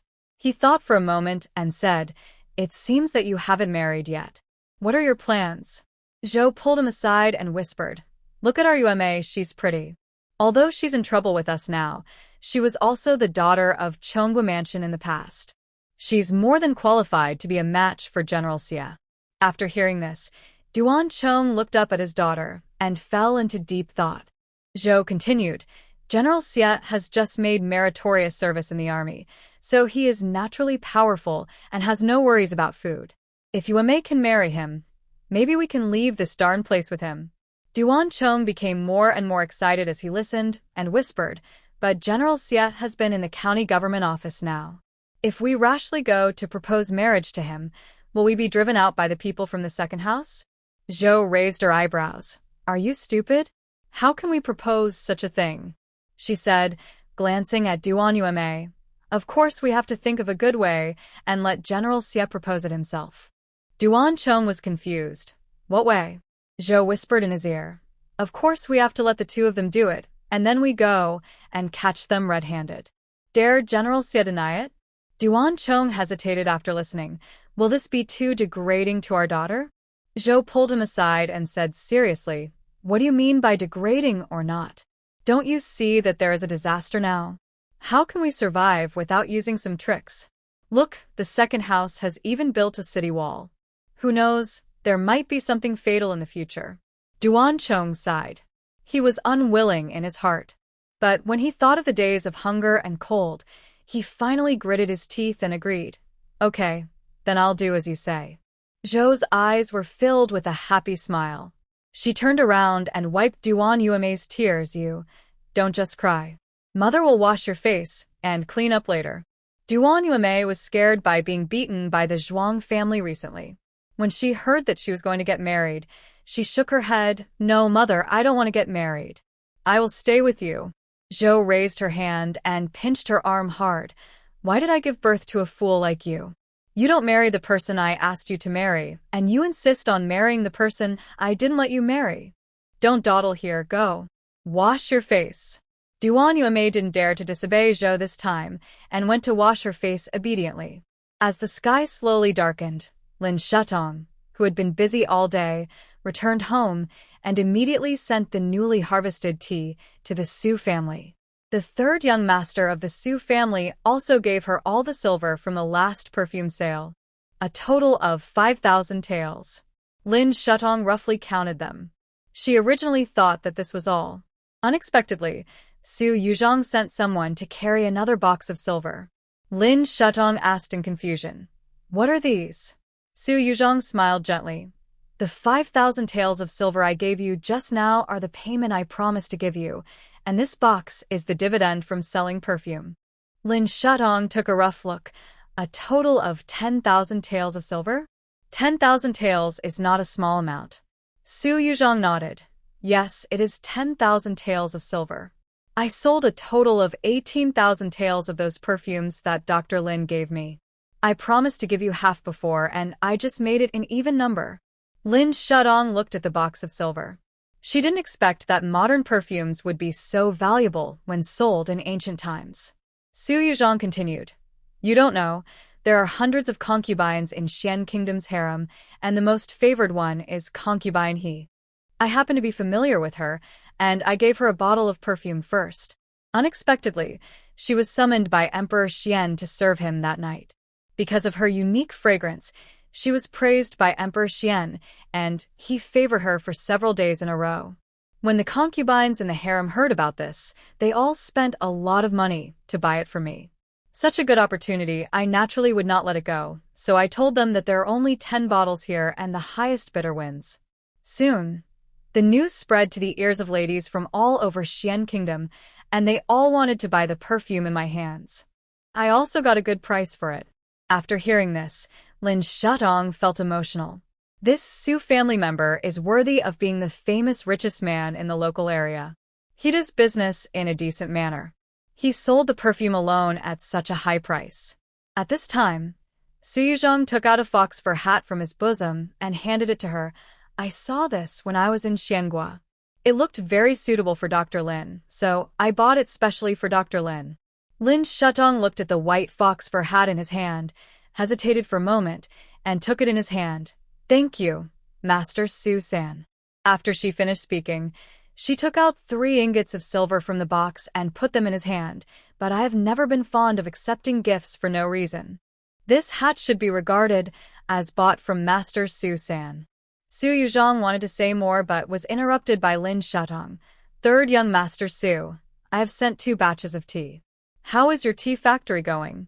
Su Yuzhong quickly came back to his senses and said with a smile, It has been completed. I estimate that green tea and white tea will be produced in the next month. Lin Shutong was relieved and nodded. Thank you for your hard work, third young master. After she finished speaking, she bowed to him to express her gratitude. Su Yuzhong hurriedly helped her up. Dr. Lin, my father's illness. Lin Shutong almost forgot about this person. After thinking for a while, she replied, Hasn't your father's illness been cured by me? Su Yuzhong sighed and said, Yes, my father's illness was indeed cured by Dr. Lin, but these days, my good brothers have been giving him tonics, and in less than half a month, his body has failed again. Lin Shutong understood what was going on. You want me to save him again? Su Yuzhong shook his head. He died last night. After hearing this, 2 words suddenly appeared in Lin Shutong's mind. That is, he deserved it. That old man Su gave most of his money to his 3 sons, and completely forgot who pulled him back from the gates of hell. It's also his own fault. After sighing, she said goodbye to Su Yuzhong and returned to the space with the silver. After storing the silver, Lin Shutong did not leave the space immediately, but first came to the door of the 13th floor space. The door showed that there were still 13 floors to upgrade. She secretly noted down the time. 15 days, it was almost time. After coming out of the space, Lin Shutong did not return to the county government office immediately, but came to the pig pen of the eldest house as if possessed by a ghost. Recently, this family has been too honest, so honest that it is a little abnormal. Especially after Duan Yume escaped back home, Zhou did not get angry with her. With her temper, she would have taken people to the Zhuang family to make a big fuss, but she actually endured it. This was not right. Lin Shudong deliberately eavesdropped outside their door. Look, in the pig pen, Zhou was still talking about her plan with Duan Chong. I have already heard that General Xie will take people to the foot of Beishan to repair the city wall tomorrow. He will return to the county government office in the afternoon. We might as well take this opportunity to send him a pot of water. I added a drug to the water. After he drinks it, he will fall to the ground. We can call you May, and we will be done. Duan Chong asked in surprise. Where did you get the drug? Zhou whispered. The old lady of the Zhuang family gave it to me a few days ago. She was thinking about marrying Duan Qingzhou from the second room and wanted me to help put the drug in her food. How could I do such a stupid thing? Of course, I pretended to agree to her, and then secretly kept the drug for myself. Fortunately, she offended the county magistrate and was beaten half to death. She had long forgotten about it. Duan Chong's voice of approval came. You finally did the right thing. Zhou smiled and said, Now you know what I am good for? Okay, do what I say tomorrow, and it will definitely work. Okay, I'll listen to you. We are just waiting to have a general son-in-law, so that we can return to the capital and live a good life. Lin Shudong got goosebumps when she heard their words outside. They really dared to think that they would target her uncle. Lin Shudong suddenly felt that they were stupid and funny. They didn't even look at what kind of person her uncle was.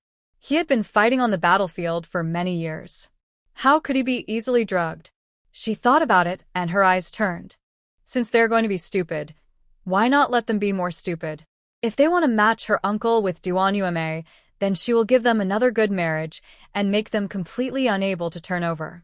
After thinking about it, Lin Shudong returned to the space, took out her special drug and put it in her pocket, turned around and left and returned home.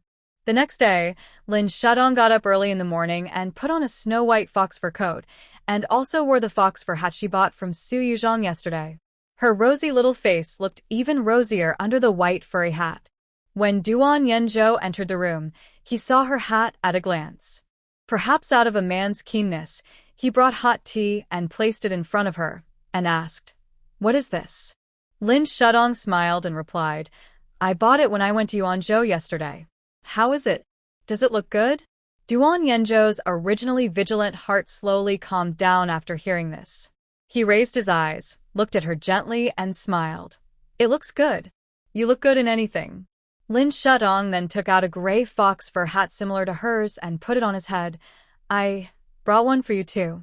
After putting the hat on, her little hand accidentally brushed Duan Yenzhou's cheek when she put it down.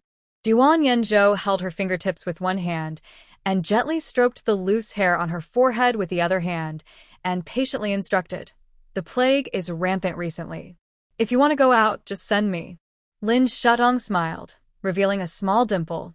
Yuanzhou is far away from Hezhou, and will be fine for a while. But Prince He's life must be difficult. His people must have encountered the plague, and most likely they will bring it to the capital. Duan Yenzhou pulled her hat up and said slowly, That's what he reaped. Lin Shudong nodded in approval. Just as she thought in the capital, Prince He was really lying on the bed and didn't want to get up. It was not known whether he had the plague or not, but he had been scared sick. After his secret guards were treated by the imperial physician, it was found that they were all suffering from the plague. As a result, he was also locked up in the room by the emperor. Lin Shudong couldn't help laughing whenever she thought of Prince He being scared to death. She smiled brightly, and her clear almond eyes sparkled. Duan Yenzhou looked at her and smiled. His eyes were gentle, and the hand holding her fingertips tightened slightly. At this time, Xia Huayan called in the yard. Yenzhou, Yenzhou. Duan Yenzhou looked back and said to Lin Shudong, Your uncle called me to watch the repair of the city wall. Do you want to go with him? At this time, Lin Shudong thought of the dirty thoughts of those people in the eldest house last night and nodded with a smile. Okay, I'll go with you. When the three of them went to Beishan, she told her uncle and Duan Yenzhou vividly what she heard last night. Her uncle frowned, and his anger surged, They are really brave. They dared to plot against me. Lin Shutong smiled at him. Uncle, don't worry. Now we already know that they will drug us. Why not take advantage of the situation and catch them red-handed? Xia Huayan raised his eyebrows and smiled at her. Since Shutong has an idea, then we will listen to Shutong. When they arrived at Beishan, Zhou and Duan Chong had secretly prepared the pot of water with medicine. Since Lin Shutong and Xia Huayan were always together, they never had a chance to do it. It was not until the evening that Lin Shutong and Duan Yanzhou left. When Xia Huayan was alone, they took water and sneaked into the people who were building the city wall and replaced Xia Huayan's water with theirs. Will it work? If it's useless after he drinks it, then our efforts will be in vain? Duan Chong asked in a low voice. Zhou rolled his eyes at him. Don't say these discouraging words. If I say it's useful, then it's useful. Duan Chong was half believing and half doubting. Look, Xia Huayan drank the pot of drugged water in front of them. After drinking a pot of water, Xia Huayan slowly fell to the ground. Zhou looked at him with joy. You see, this doesn't work. After that, she pulled Duan Chong towards Xia Huayan. Quick, quick, let's carry the person to the cave quickly. Duan Chong followed with a smile. The two of them surrounded Xia Huayan. One raised his arm and the other raised his leg. Unfortunately, Xia Huayan was tall, and they couldn't lift him at all. Zhou was in trouble. If we had known this, we should have tricked him away first and then drugged him. However, at this moment Xia Huayan suddenly opened his eyes. Drug? What drug? How dare you drug this general? Zhou was so scared by his sudden words that she let go of her hand, jumped up and took several steps back. You. Why are you awake? Xia Huayan patted the white snow on his clothes and said coldly. What? You don't look like you want me to wake up. After he finished speaking, the long sword in his hand flashed a cold light and pointed at Zhou. Do you know what crime is to murder a general? Zhou stared at the sword in his hand and said in a trembling voice, General, we are just passing by. We saw the general fainted, so we came to help the general, she said, winking at Duan Chong beside her. Duan Chong also hurriedly said, Yes, General. When we saw you fall to the ground, we thought you were having an attack of illness, so we came to help you. Xia Huayan raised his lips and smiled. Do you think I'm a fool? I heard everything you said just now clearly. I have to teach you a lesson today. As he said, he raised his sword and swung it at Zhou. Zhou looked at the tip of the sword. Her legs went limp with fear, and then she closed her eyes and fainted. Xia Huayan immediately turned the sword and swung it at Duan Chong again. Duan Chong looked at it, his eyelids fluttered, and he also fainted. Looking at the two people who fell to the ground, Xia Huayan retracted the sword and called to Lin Shutong behind him. Shutong, why are these two people so scared? Lin Shutong came over and smiled. They are timid. As she said, she kicked Zhou on the ground, and seeing that she really fainted, she clapped her hands and said, It saves me from giving them drugs. Xia Huayan asked her, How do you want to deal with Shutong and the other two? Lin Shutong stared at the two people on the ground and said slowly, They can't die so easily. They haven't suffered enough. Since they like to marry their daughters so much, why don't they marry themselves? After she finished speaking, she looked up at Duan Yanzhou and asked, Is there an old bachelor named Ding at the end of the village? Duan Yanzhou nodded. Uncle Ding is over 60 years old and has never married. Lin Shutong looked at Zhou. Then give him a loving wife. Xia Huayan immediately understood.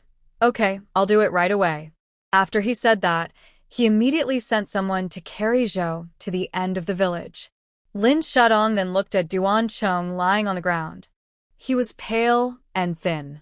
He had been exiled all the way and his body had long been broken. I'm afraid he can't survive this snowstorm. She and Duan Yanzhou left Duan Chong and turned to leave. When it was dark, when Duan Chong woke up, he found that his wife was gone. He returned to the pig pen and saw Duan Yume, who asked her, Where is your mother? Duan Yume shook her head and said, Dad, isn't Mom with you today? Duan Chong's face turned pale, and he suddenly thought of the long sword in Xia Huayan's hand. His palms were full of cold sweat. Could it be that your mother has At this time, Duan Yueme knelt down and said to him, "Dad, please don't marry me off.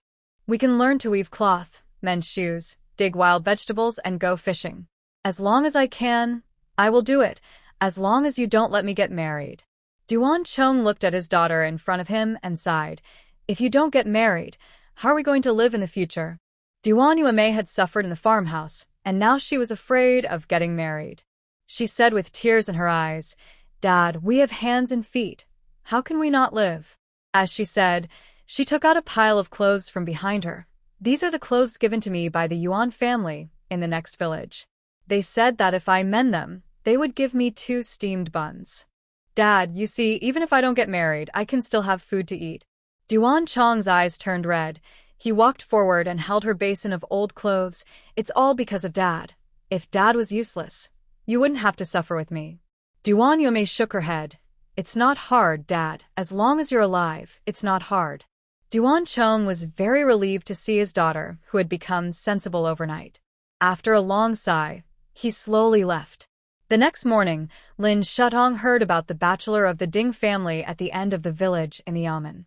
When the bachelor of the Ding family woke up, he was surprised and happy to see a strange woman in the room, but the family didn't want to take Zhou by force, but brought her directly to the Yamen. He wanted to ask County Magistrate Yen to make the decision and let him marry Zhou. But Zhou was a slave and a serious criminal in the court, so County Magistrate Yen was embarrassed. Soon Duan Chong also came to the government office. "She is my wife. It is not your turn to marry her." However, Master Ding said sternly, "Why did your wife come to my room? Is it possible that she doesn't want to continue living with you, so she came to me?" Zhou was speechless and shook her head. Earlier, she almost asked the officials for food, but now she has her own dream of the capital, so she is naturally more willing to stay with Duan Chong.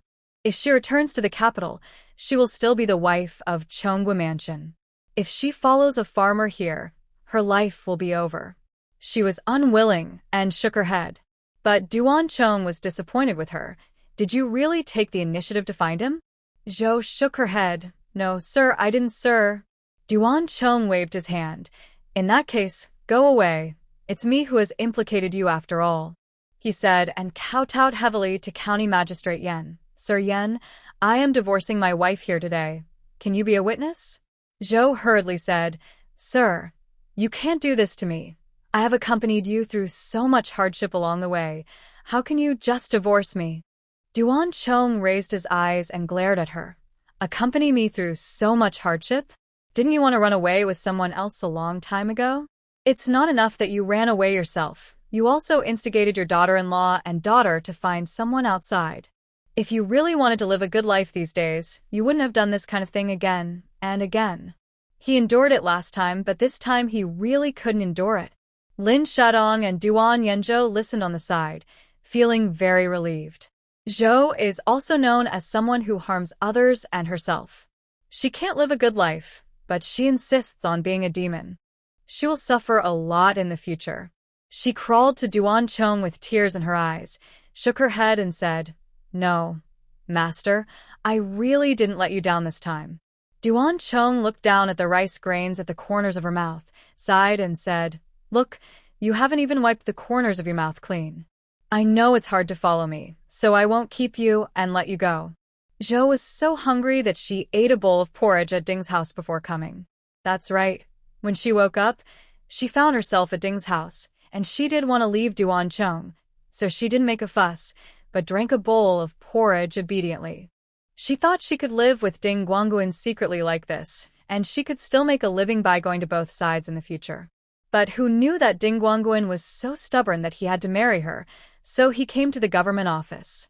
"Master, you can't divorce me, Master." Zhou pulled his clothes and begged for mercy. But Duan Chong was determined. "I must divorce you today. We will have no relationship in the future. You can marry whoever you want and leave whoever you want." County Magistrate Yen coughed a few times. "Zhou is a criminal slave. It's okay for her to marry, but she can't leave Chinan County." Duan Chong replied, "Yes, County Magistrate Yen." As he said this, he walked forward, saluted County Magistrate Yen, borrowed paper and ink from him, wrote a divorce letter, and threw it to Zhou. From now on, you are no longer my wife, Duan Chong. Zhou looked at the divorce letter on the ground, and anger arose in her heart. She picked up the divorce letter on the ground and raised her hand to slap Duan Chong hard. The slap was so heavy that Duan Chong stumbled a few steps and almost fell to the ground. Everyone rushed to Zhou. Holding the divorce letter in her hand, Zhou pointed at Duan Chong and cursed loudly. You are such a heartless and unfaithful man. I followed you all the way from the capital to here, and suffered a lot, but you want to divorce me. Bah. If I had known this would happen, I would have divorced you when I was in the capital. Duan Chong, do you think you are still the headmaster of Chonggu Mansion? You are just a serious criminal in the court now, and any man in this village is better than you. Since you want a divorce, then well, whether you live or die in the future has nothing to do with me. After Zhou said this, she bit her thumb until it bled and pressed it heavily on the divorce letter. At this time, Duan Xingyang and Lin Wenwen also rushed over after hearing the sound. Dad, Mom, what are you doing? You are already old. Why are you still arguing about divorcing your wife? Duan Xingyang naturally didn't want to see his mother divorced. They were still dreaming of returning to the capital. If Zhou was divorced after returning, how could he survive in the mansion? After thinking about it, he helped Zhou up. Mom, don't take it seriously. Dad must have said it in anger. Duan Chong picked up the divorce letter with his handprint on the ground and waved it. I didn't say it in anger. Your mother will no longer be my wife in the future. Duan Xingyang, if you recognize me, you will follow me. If you don't recognize me, follow your mother. Duan Xingyang looked down at Zhou who was in his hands, and then looked at Duan Chong, and hesitated. Zhou understood and pushed Duan Xingyang away. You go with your father, she said, turning around and walking towards the 60-year-old old man Ding. Don't you want me to marry you? Okay, I will marry you. Seeing this, the old man Ding was overjoyed and took Zhou to the county magistrate Yan, wanting to ask him for a marriage proposal. County magistrate Yan turned around and looked at Lin Shudong. Lin Shudong winked at him and nodded. County magistrate Yan turned around and sat up straight, cleared his throat, and said, In this case, I allow you to get married. But old man Ding, you have to think it over. She is a felon exiled from the court. If you marry her, your ancestors will be branded as the descendants of felons in the future. Are you sure? Old man Ding hesitated when he heard this. After thinking for a while, he said, Anyway, I have no children, so I don't care about these. County Magistrate Yan said again, And in the future, you'll have to collect more taxes than others. Are you willing? This made old man Ding embarrassed. Really want to collect more? County Magistrate Yan nodded. Yes. Old man Ding was good in everything, but he was stingy. When he heard that he had to pay more taxes, his eyes changed when he looked at Zhou. But now he was in a dilemma. What he said could not be taken back. Besides, Zhou was also beautiful. After hesitating for a long time, old man Ding said reluctantly, Okay, I'll marry her. Zhou was still angry at the moment and obviously didn't know that she thought she was jumping out of the fire pit, but in fact she was jumping into another fire pit. The divorce farce of the eldest son ended with Zhou following old man Ding and leaving home. Frost fell on Lin Shutong's sleeves, and she turned and walked into the house. Duan Xingyang was stunned, and when he saw Lin Shutong's back, he called her, Shutong. Lin Shutong pretended not to hear, and walked towards the county magistrate's mansion next door. Shutong. Duan Xingyang wanted to chase her, but just as he was about to get up, a fist suddenly hit him. Duan Xingyang fell to the ground suddenly, and when he looked up, he saw Xia Huayan. Xia Huayan looked at him coldly and said sternly, You can call Shutong?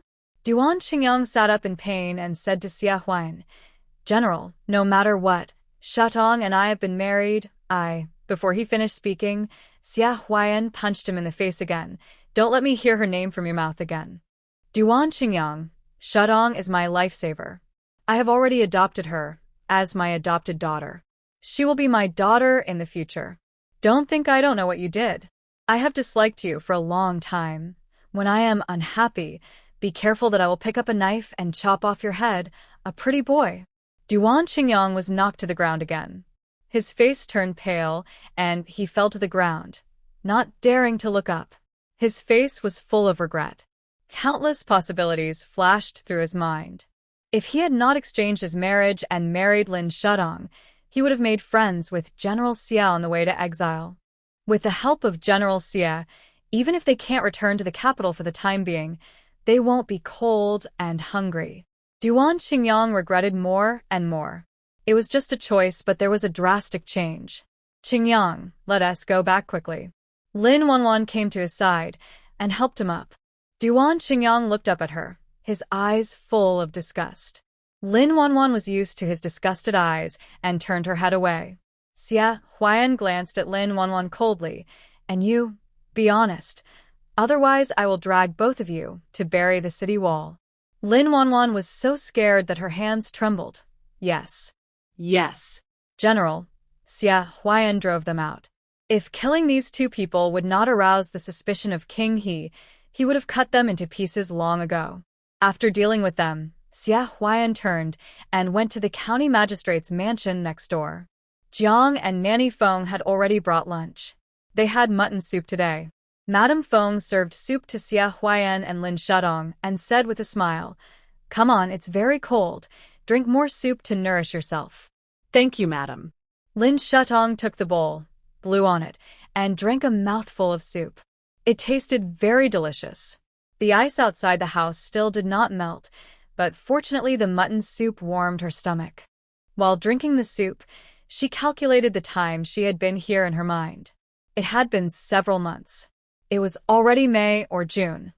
As summer approaches, the ice still hasn't melted. But according to historical records, this extreme cold weather will end in the beginning of next spring. When everything recovers, it will be a different scene, but there will be new disasters. Lin Shudong is not worried. She has the space in her hands, so she is not afraid of even the most severe natural disasters. By then, those people in the court may not be able to survive. In the capital, Prince He, who was locked in the room, began to cough violently. Cough. Cough. He was burning all over, and his speech began to become confused. "Come on, call the imperial physician." Quick. The emperor was still thinking about the grain he stored elsewhere.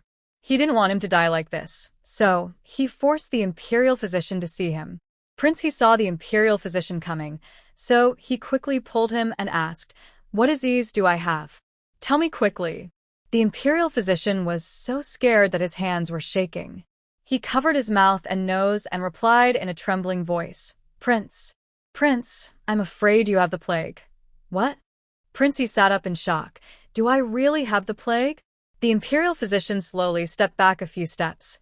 "Your Highness, your symptoms and pulse are exactly the same as the plague from Hezhou. It is really the plague." Prince He's face was pale. He stared blankly at the front, feeling like the sky was falling. "Plague? How could I have the plague?" "Imperial physician Chen, can this plague be cured?" The imperial physician stepped back a few steps again. "Your Highness, please forgive me for my incompetence. This plague is incurable." Prince He's face changed again. He suddenly turned over and stood up from the bed. "What did you say? Incurable?" The imperial physician lowered his head. "Yes, Your Highness, there is no cure." King He felt dizzy and fell onto the bed. With shaking hands, he pointed at him and cursed, "You useless people can't even cure a plague. Go, get me some medicine.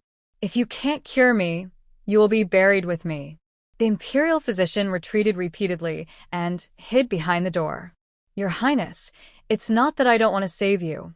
I'm just powerless. You should have a good rest first. I'll leave now," he said and turned and left quickly. Prince He was furious and wanted to get up and chase him, but he was too weak. The charcoal burning in the bedroom was full of smoke, which was not only not warm, but also choking.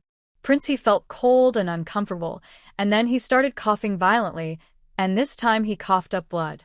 He looked at the blood in his hand. His face turned blue and purple. "Blood. Blood. Come on, come on." He shouted loudly, calling his most loyal secret guard. The secret guard stepped forward and said, "Your Highness."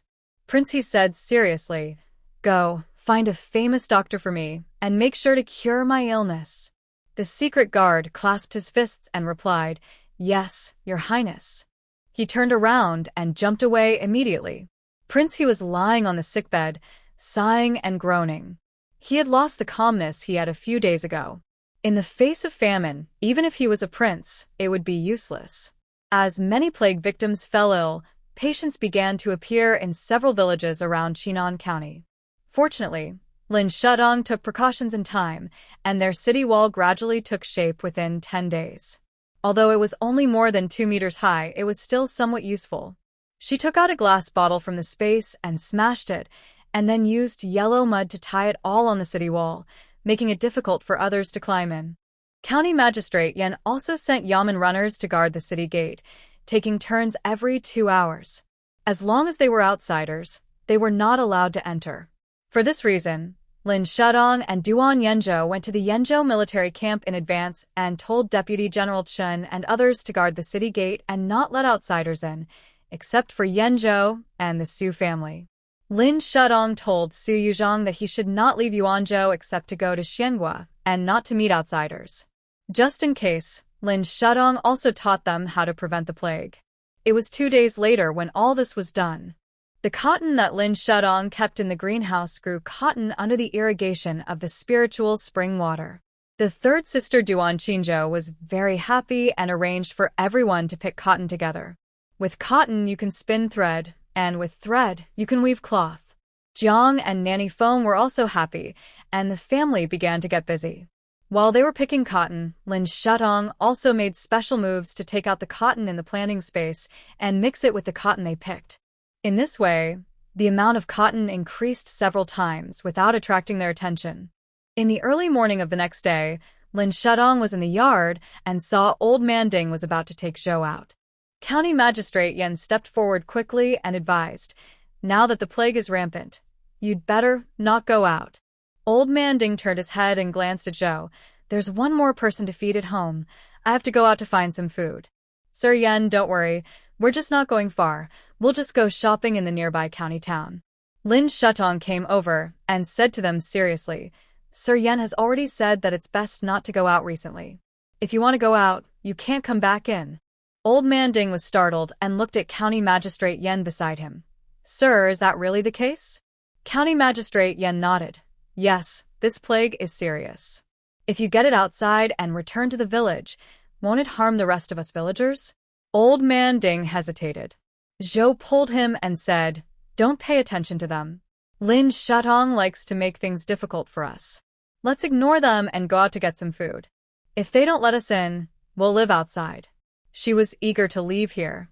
If there were no officials guarding her every day, she would have wanted to escape back to the capital. Old Man Ding had just married a wife and was still worried about her. After hearing what Zhou said, he nodded repeatedly. "Okay, we won't pay attention to them." Seeing that they were determined to go, County Magistrate Yen did not persuade them anymore and asked the yamen runners at the door to let them go. Zhou walked on the road and looked back at the pig pen with disdain on her face. "Humph, what's so great about the Duan family? Now the most important thing is not to be hungry. Duan Chong, if you divorce me, sooner or later you will regret it and come to me crying." After she said that, she walked forward without looking back. However, Zhou didn't know that she would never come back after she left. Lin Shudong stood at the door, looked at the two of them walking away, and turned back to the house. Inside the house, Duan Yenzhou and Duan Chengan were looking at the map of Yenzhou with their uncle. Yesterday, the three of them unanimously decided that Chinan had many mountains and was easy to defend but difficult to attack, so it could be used as the rear. Yenzhou had a vast land, not only with large grasslands, but also with mountains and rivers, which was suitable for raising soldiers and recuperating. It could be used as the front, and they planned to move to Yenzhou in the future. They would take both Yenzhou and Chinan for their own use. Lin Shudong also agreed with their idea, because it was recorded in history books that Danzhou, next to Chinan, would have a major earthquake in the 3rd year after the ice disaster. Chinan is still some distance away from Danzhou, but once an earthquake occurs in Danzhou, their way to the capital will be blocked. If they can migrate to Yenzhou before the earthquake, these problems can be solved. But before that, they have to recuperate in Chinan without telling those people in the court. Seeing the city wall being built, Duan Yenzhou and his eldest brother discussed and decided to rebuild the house. The house they live in now is still the former county magistrate's mansion. Although it has been repaired, it is still old and dilapidated after a long time of disrepair. If there is another strong wind, I am afraid it will not be able to withstand it. Duan Yenzhou volunteered to take out the Chinon map and draw a circle on the empty land between the two mountains. This is between the two mountains and close to the river. It's a good place. Lin Shudong looked in the direction he pointed and found that it was indeed a good place. If there hadn't been a snowstorm, this place would have been a paradise. When the eldest brother and uncle saw this, they agreed immediately. Well, let's build the new house here, and we'll send someone to remove the ice first. Duan Yenzhou nodded slightly. Yes, eldest brother. Lin Shudong was excited. She still had King He's house in her space. She could just find a chance to move it out. Just wait until they had removed the ice and turned the soil. At this moment, the third sister suddenly ran towards them quickly. Brother, second sister-in-law, eldest sister-in-law said she had a stomachache and she thought she was going to give birth. After hearing this, Lin Shudong immediately followed Duan Yenzhou to Chen Wanru's room. Chen Wanru covered her abdomen, her lips turned white with pain, and a row of fine cold sweat had already flowed from her forehead. Duan Chengan ran into the house and hugged her in his arms. Rower, how are you? Where? Chen Wanru was curled up at the moment and couldn't speak at all. Lin Shudong strode into the room, calculated the time, and hurriedly said, Sister, in-law is not due yet. Why does she suddenly have abdominal pain? Duan Yenzhou walked over and replied, Sister-in-law and I were just sitting and chatting, and I don't know why she suddenly had abdominal pain. It feels like she is about to give birth. Lin Shudong stepped forward to feel Chen Wanru's pulse, and then gently covered her sister-in-law's pregnant belly. After a moment he frowned. Brother, third sister, sister-in-law is in premature labor. You two go and prepare hot water. Okay, we'll all go now. Duan Qing'an and the third sister didn't dare to delay, and hurriedly got up to boil hot water. Lin Shudong deliberately sent them away. After seeing them leave, she immediately took out the anesthetic and delivery bag from the medical space. She took advantage of Chen Wanru's dizziness from the pain to give her anesthesia. As the anesthetic took effect, Chen Wanru's pain gradually eased. She looked at Lin Shudong in surprise. Shudong, what's this? Lin Shudong took a pillow to cushion her, and then wiped the sweat off her face with a handkerchief. Sister-in-law, after using this medicine, childbirth will not hurt. After she finished speaking, she checked her and found that the child was indeed about to be born. Chen Wanru's face gradually eased, and she took her hand and said, Shudong, am I going to have a premature birth? Lin Shudong nodded, but don't worry, sister-in-law. Although it's not yet 10 months, there won't be any big problems if it's born now. Just listen to me later, push when you should, and rest when you shouldn't. Chen Wanru gave birth for the first time, and she didn't understand many things. She did whatever Lin Shudong said. Soon, the eldest brother and the third sister came with hot water. They saw that Chen Wanru was no longer in pain like before, and they all breathed a sigh of relief. Lin Shudong made way for his elder brother to accompany him and said, Brother, sister-in-law, this birth takes time. You wait. I will always be by your side. There will be absolutely no problem. Chen Wanru nodded. Thank you, Shudong. At this time, Jiang and Feng Ma also rushed over and watched in the room together. After 2 or 3 hours, Lin Shudong found that the baby began to show its head. The eldest sister-in-law's delivery went smoothly. With the help of Lin Shudong's pain-free medicine, she soon gave birth to a baby boy. The child was well taken care of. Even though he was not full-term, he still weighed more than 5 pounds. In ancient times, this was already a big fat boy. With the cry of a baby, the yard sounded. It's born, Rower is born. Jiang grabbed Duan Feng's hand and was very excited. She kept wiping the tears on her face, with the handkerchief in her hand. Duan Feng hugged her, and there were tears in his eyes. Their family came all the way from the capital to Chinon in the wind and snow, and they thought that this life was over. But with the cry of the baby, they suddenly felt that everything was full of hope. In the house, Lin Shudong cut the umbilical cord for the child, helped the eldest sister-in-law cover the quilt, looked at the soft and sticky child in the eldest brother's arms, and felt happy for them from the bottom of his heart. And she was officially upgraded to a young aunt. The eldest brother handed the child to Aunt Foam, and Aunt Foam quickly wrapped the child with a cloth. Lin Shudong took out the diapers and the child's winter clothes that had been prepared long ago and handed them to Nanny Foam. "This is the clothes I prepared for the child. Change the child later. It's cold. Don't let the child get cold." Nanny Foam looked at the diaper in her hand and asked in confusion, "Miss, what is this?" Lin Shutong explained simply, "This is a diaper." As she spoke, she raised her hand and patiently demonstrated how to use it. Nanny Foam had taken care of the children in the mansion in the past. Although she didn't know what diapers were, she immediately understood when Lin Shutong said it was a diaper. "Okay, miss, I will change it for the young master later."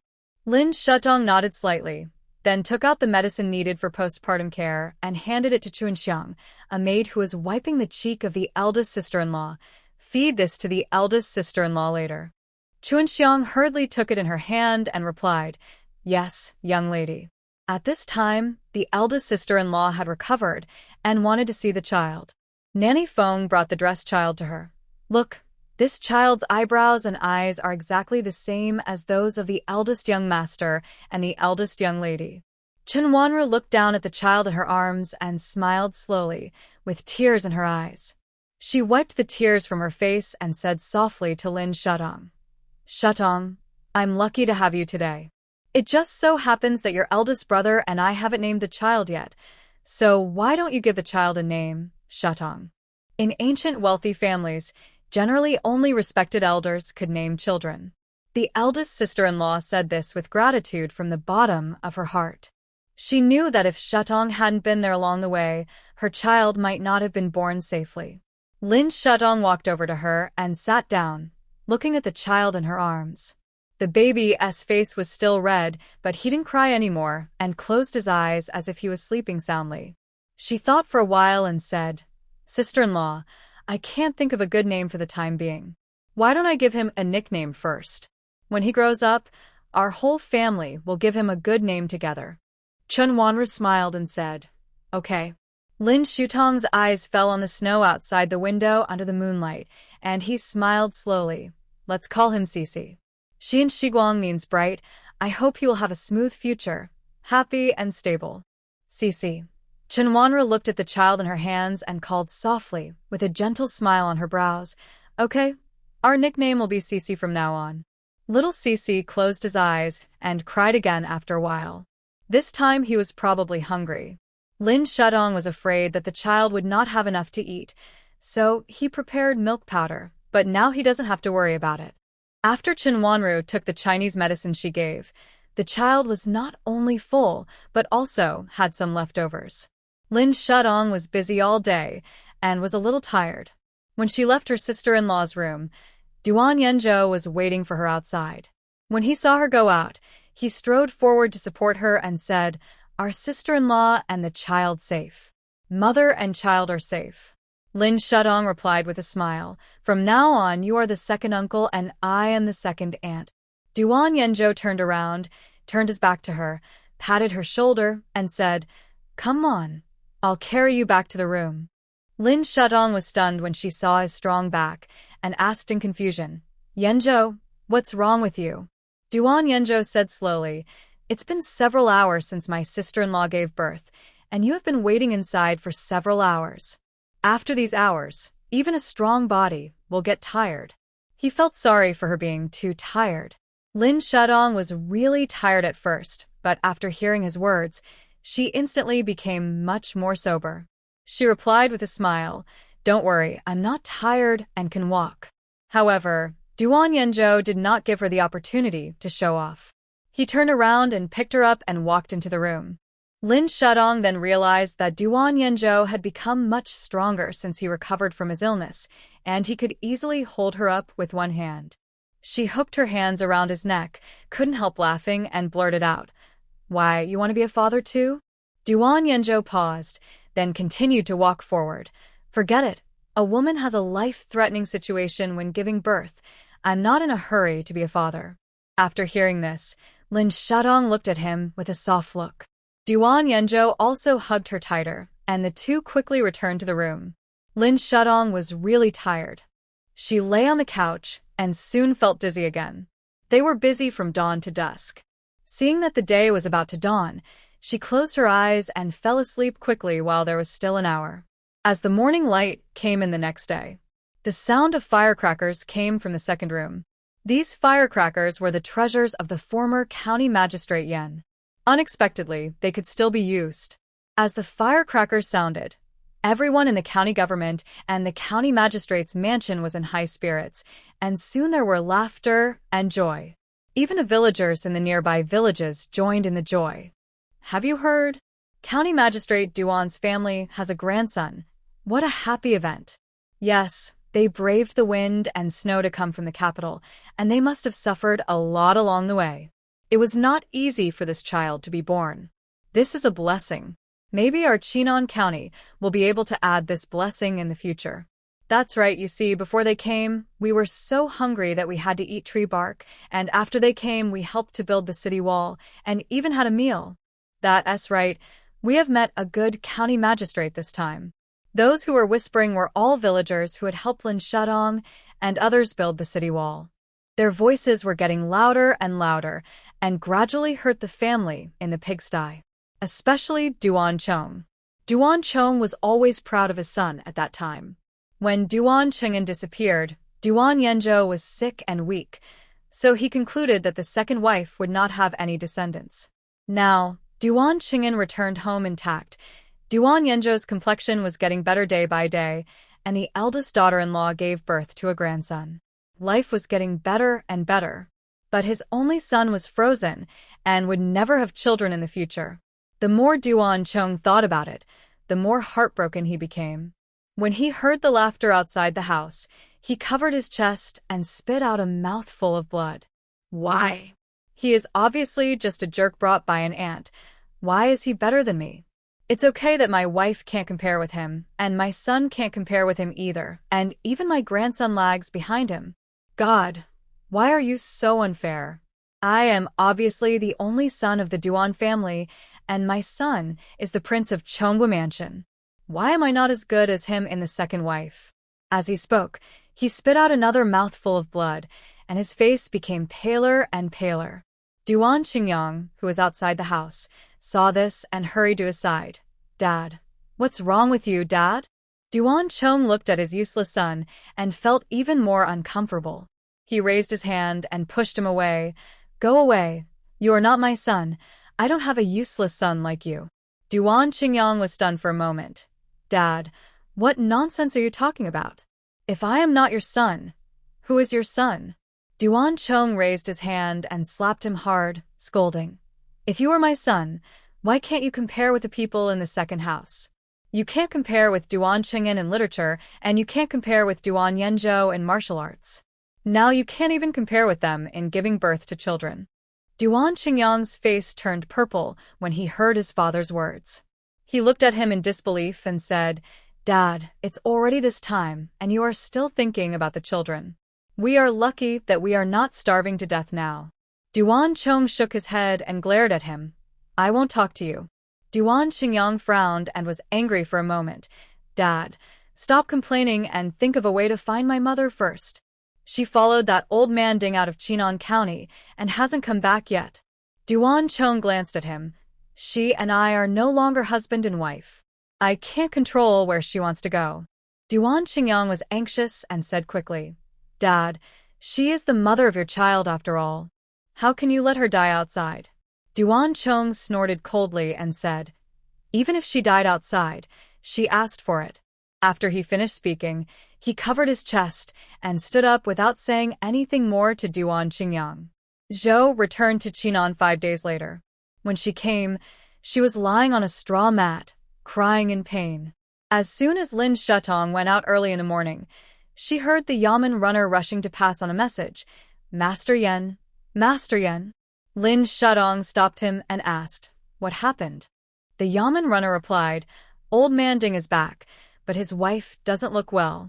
Lin Shutong frowned, alerted and ordered, Go, don't let them in, and don't get in close contact with them. The Yamen runner instantly understood what she meant. Okay, I'll go and tell the brothers at the door. Lin Shutong nodded.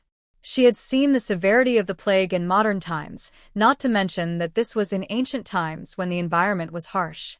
As long as she was infected, even if she didn't die, she would lose half her life.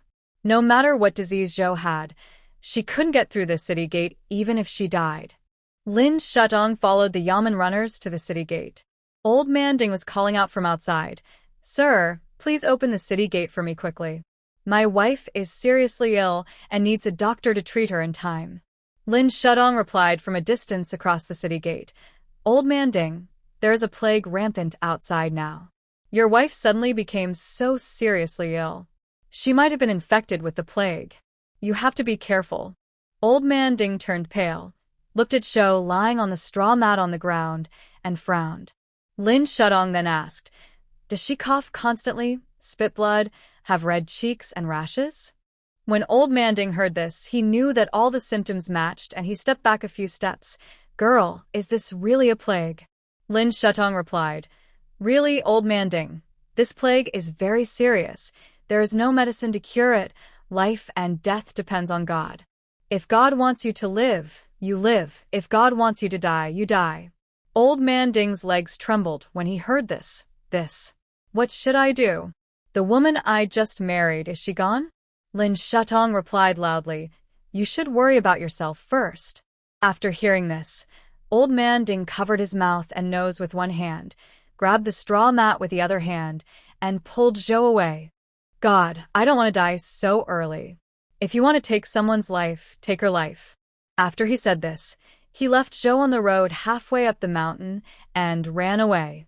Zhou also woke up from her coma at this time. Seeing the Old Man Ding running away, she forced herself to sit up and shouted, "You! Why are you running? Hurry up and find a doctor for me." The Old Man Ding stopped and looked back at her, feeling a little soft-hearted.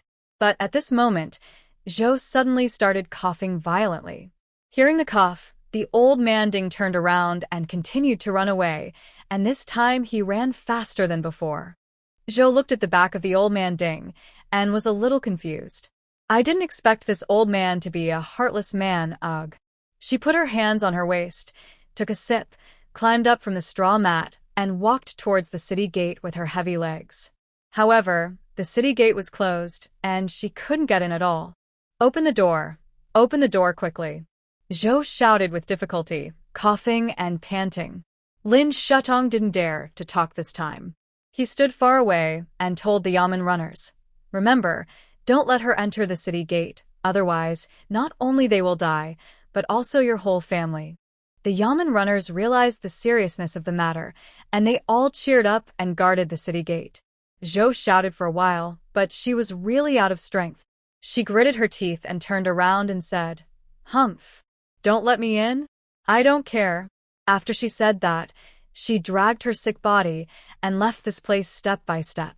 Lin Shutong stood on a high place, watching her gradually leaving back, and breathed a sigh of relief. Zhou probably won't come back this time. Yesterday, Zhou and Old Man Ding went to a village near Chinan County to ask for some rice. Who knew that the villagers couldn't eat enough, so they were naturally unwilling to give them alms. Zhou was resentful of this, and went to steal food from this family in the middle of the night. Who knew that she didn't steal the food, and got the plague in this villager's home? It's really a self-inflicted disaster. After Zhou left the city gate, she returned to the village. But when she walked to the door of the family, she suddenly vomited blood and fell to the ground soon. Seeing this, the villagers on the side hurriedly dispersed. People in this village had been infected with the plague long before Zhou came. Even if you hide, you can't escape. Zhou lay on the ground, struggling in pain, looking ahead and muttering to herself, "I am the wife of the Duke's mansion. If you dare to do this to me, be careful, or I will drag you all to feed the dogs. Feed the dogs." As she spoke, her voice became weaker, and finally she fainted completely. The plague was rampant, even more terrifying than the blizzards in the past few months. The village where Zhou lived was called Baixiang Village. There were only about a dozen households in the village. These villagers wanted to go to another village to grab food, so they were infected with the plague. Only 10 days later, there was a corpse at the door of every household in the village. This plague was so severe, coupled with the cold weather, it was easier to aggravate the disease. Lin Shudong did not go to Yuanzhou again in the past few days. Every day, he sent people to guard the city gate, only going out but not coming in. Zhou has not appeared since she came last time. Lin Shudong guessed that she was in danger.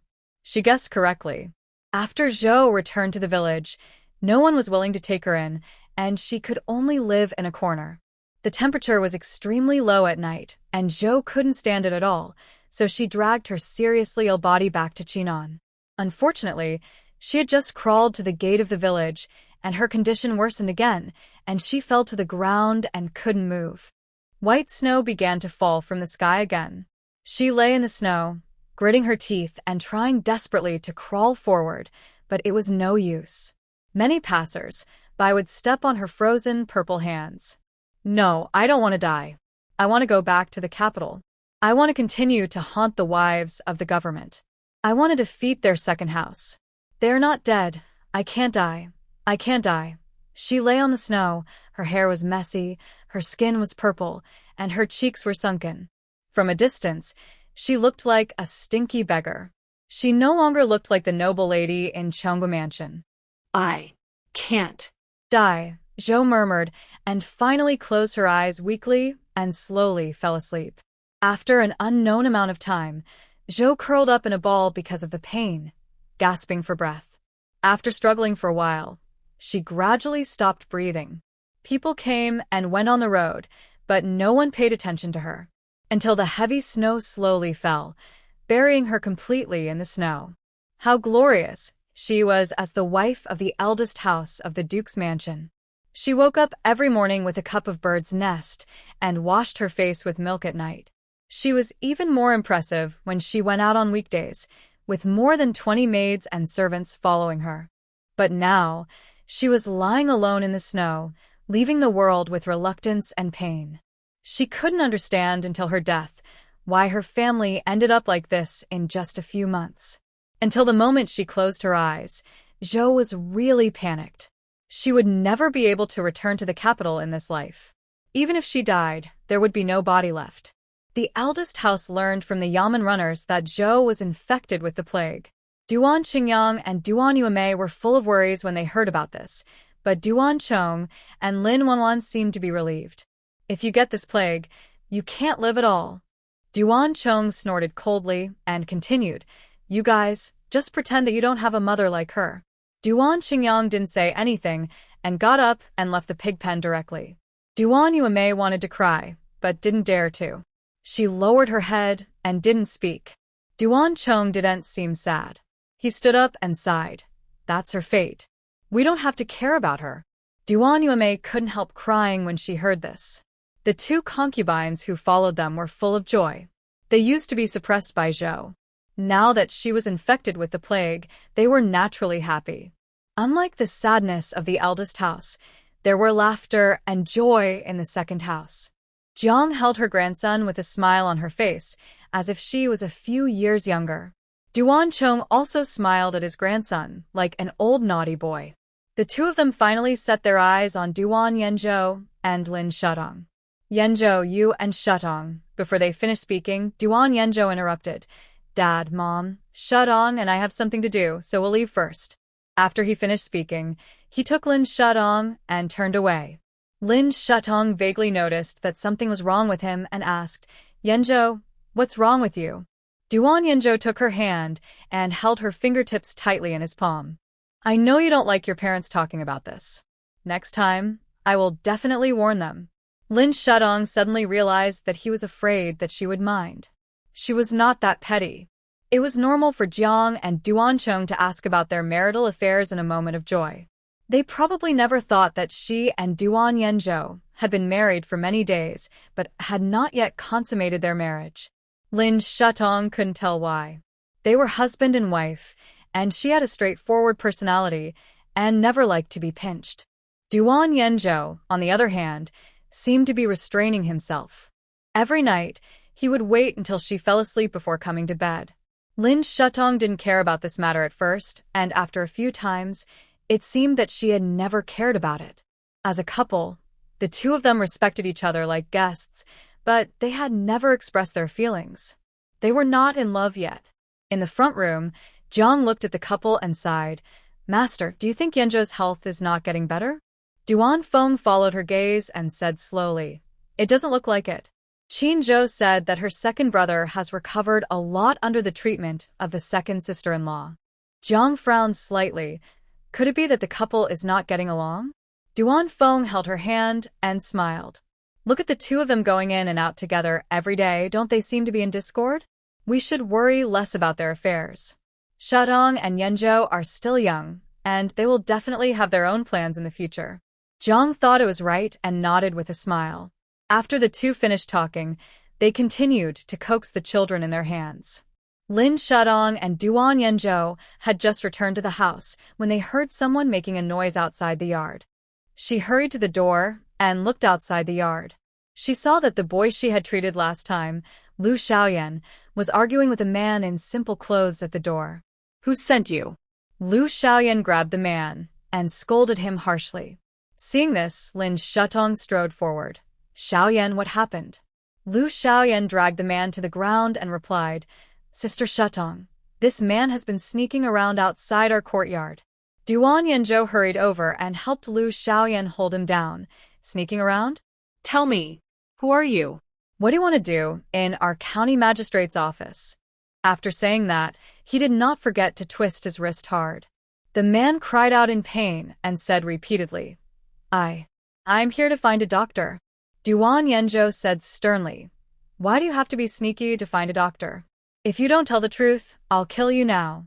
After he finished speaking, he twisted the man's wrist harder. The man's face turned purple in pain, and he struggled while saying, I'll tell you. Duan Yanzhou relaxed his strength a little. Tell me, who sent you? The man hurriedly said, It was the Wu family in Suan County. Suan County? Lin Shutong murmured. I remember that we have never been to Suan County. Why did the Wu family send you here? The man replied, These days there have been snow disasters and plagues. The county magistrate of Suan County heard that the county magistrate had food here, so he sent me to check it out. Just that? Lin Shutong obviously didn't believe it. She looked up at Duan Yanzhou and said, Use more force, this kid. Don't tell the truth. Duan Yanzhou listened and continued to twist the man's wrist. Seeing that his wrist was about to break, the man finally couldn't help but shouted, Our county magistrate said that if he saw any food, let me go back and report it quickly. What happens after reporting? Lin Shutong continued to ask. The man cried out in pain and said, After the report, we sent people to burn Chinan County. The whole Chinan County? Lin Shutong asked with a frown. The man nodded. Yes, the whole Chinan County, including these 13 villages. After the fire starts, we will come to steal food and people. Steal people? Lin Shutong's eyes turned cold. They are planning to hoard people like sheep. As expected, once natural disasters prevail, people will become jackals. In order to survive, everyone robs food and resources, fights for territory, and does whatever it takes, without any humanity. The man knelt down and kowtowed to them, saying, Master, I am just a pathfinder. Please be kind and let me go. Duan Yanzhou did not intend to let him go, and continued to ask, We have built walls around Chinan. How did you get in? The man shivered and said slowly, I came here before the walls were built. Because I was timid, I didn't dare to come.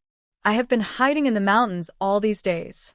Now it's been freezing cold and there is no rice, so I have to come out again. Lin Shutong looked at him again. You said you came a long time ago? And you hid in the mountains for a while? There are no coats and charcoal in the mountains. How did you survive? The man was forced to no choice but to frown and tell the truth. My wife's family is from Yueshan village in Chinan County.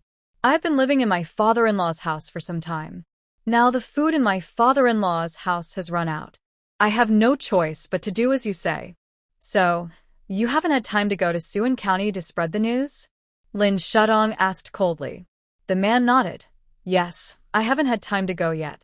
Lin Shutong said to Duan Yanzhou, Why don't we take him to the county government office first and wait for County Magistrate Yen to come before making plans? Okay. Duan Yenjo grabbed the man's arm and tied him up, then threw him into the county government office. Lin Shutong helped Lu Xiaoyan up from the ground, patted the remaining snow on his clothes, and said, "Your illness is not yet healed. Go back to the house and warm yourself by the fire." Lu Xiaoyan wiped the mud off his face and smiled.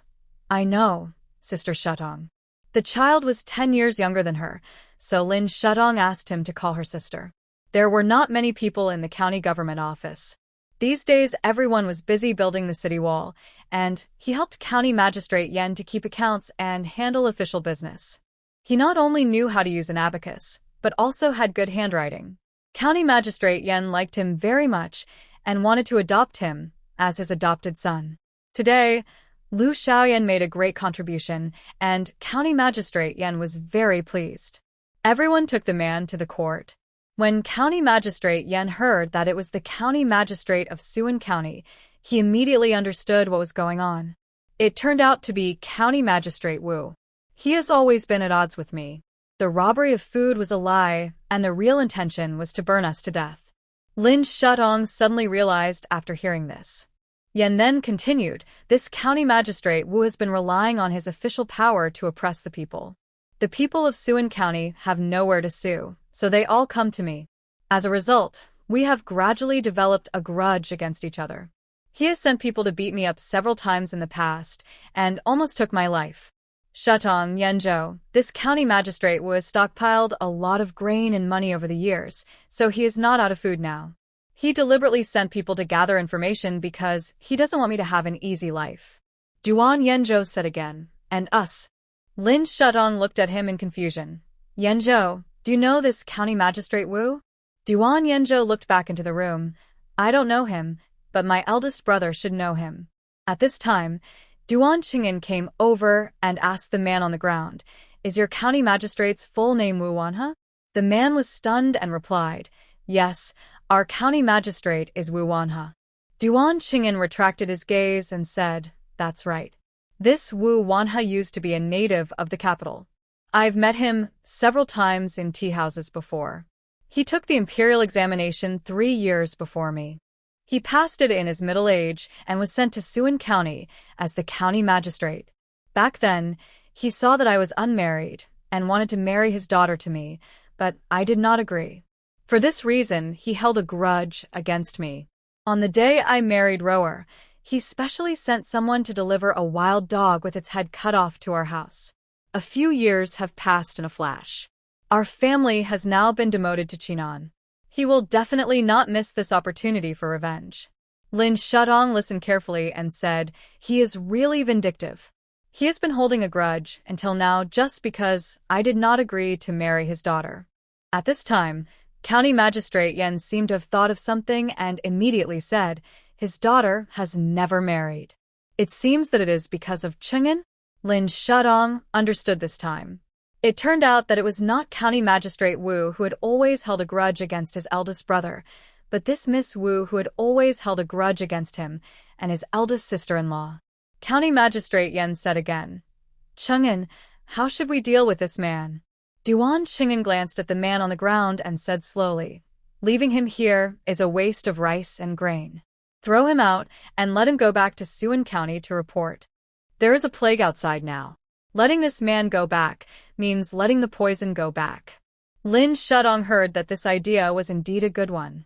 The man was also very happy to see that they were going to let him go, and he had no idea how dangerous it was outside. "Thank you, sir. Thank you, young master." Lin Shutong turned around and told him, "If you want to go back, you have to do something for me first." The man hurriedly said, "Miss, please tell me. I will definitely do it." Lin Shutong asked him, "Does your family have other industries in Suan County?"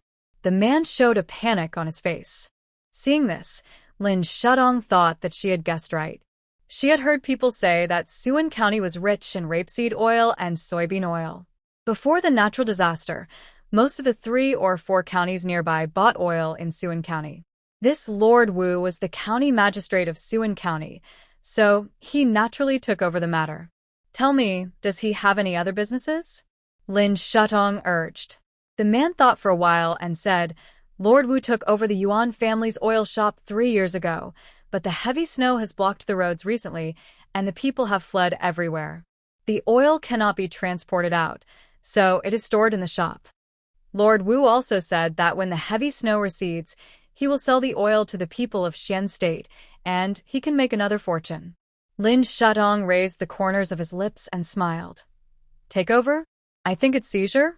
Yuan's oil shop can sell a lot of oil every year. It is considered a wealthy businessman in Suan County. How could it be possible to give away its oil shop for nothing? She thought about it. There was rice and grain in the space, but oil was still missing. Rapeseed oil and soybean oil can not only be used for cooking, but also for lighting oil lamps, or for burning. In years of famine, it is as important as rice and grain.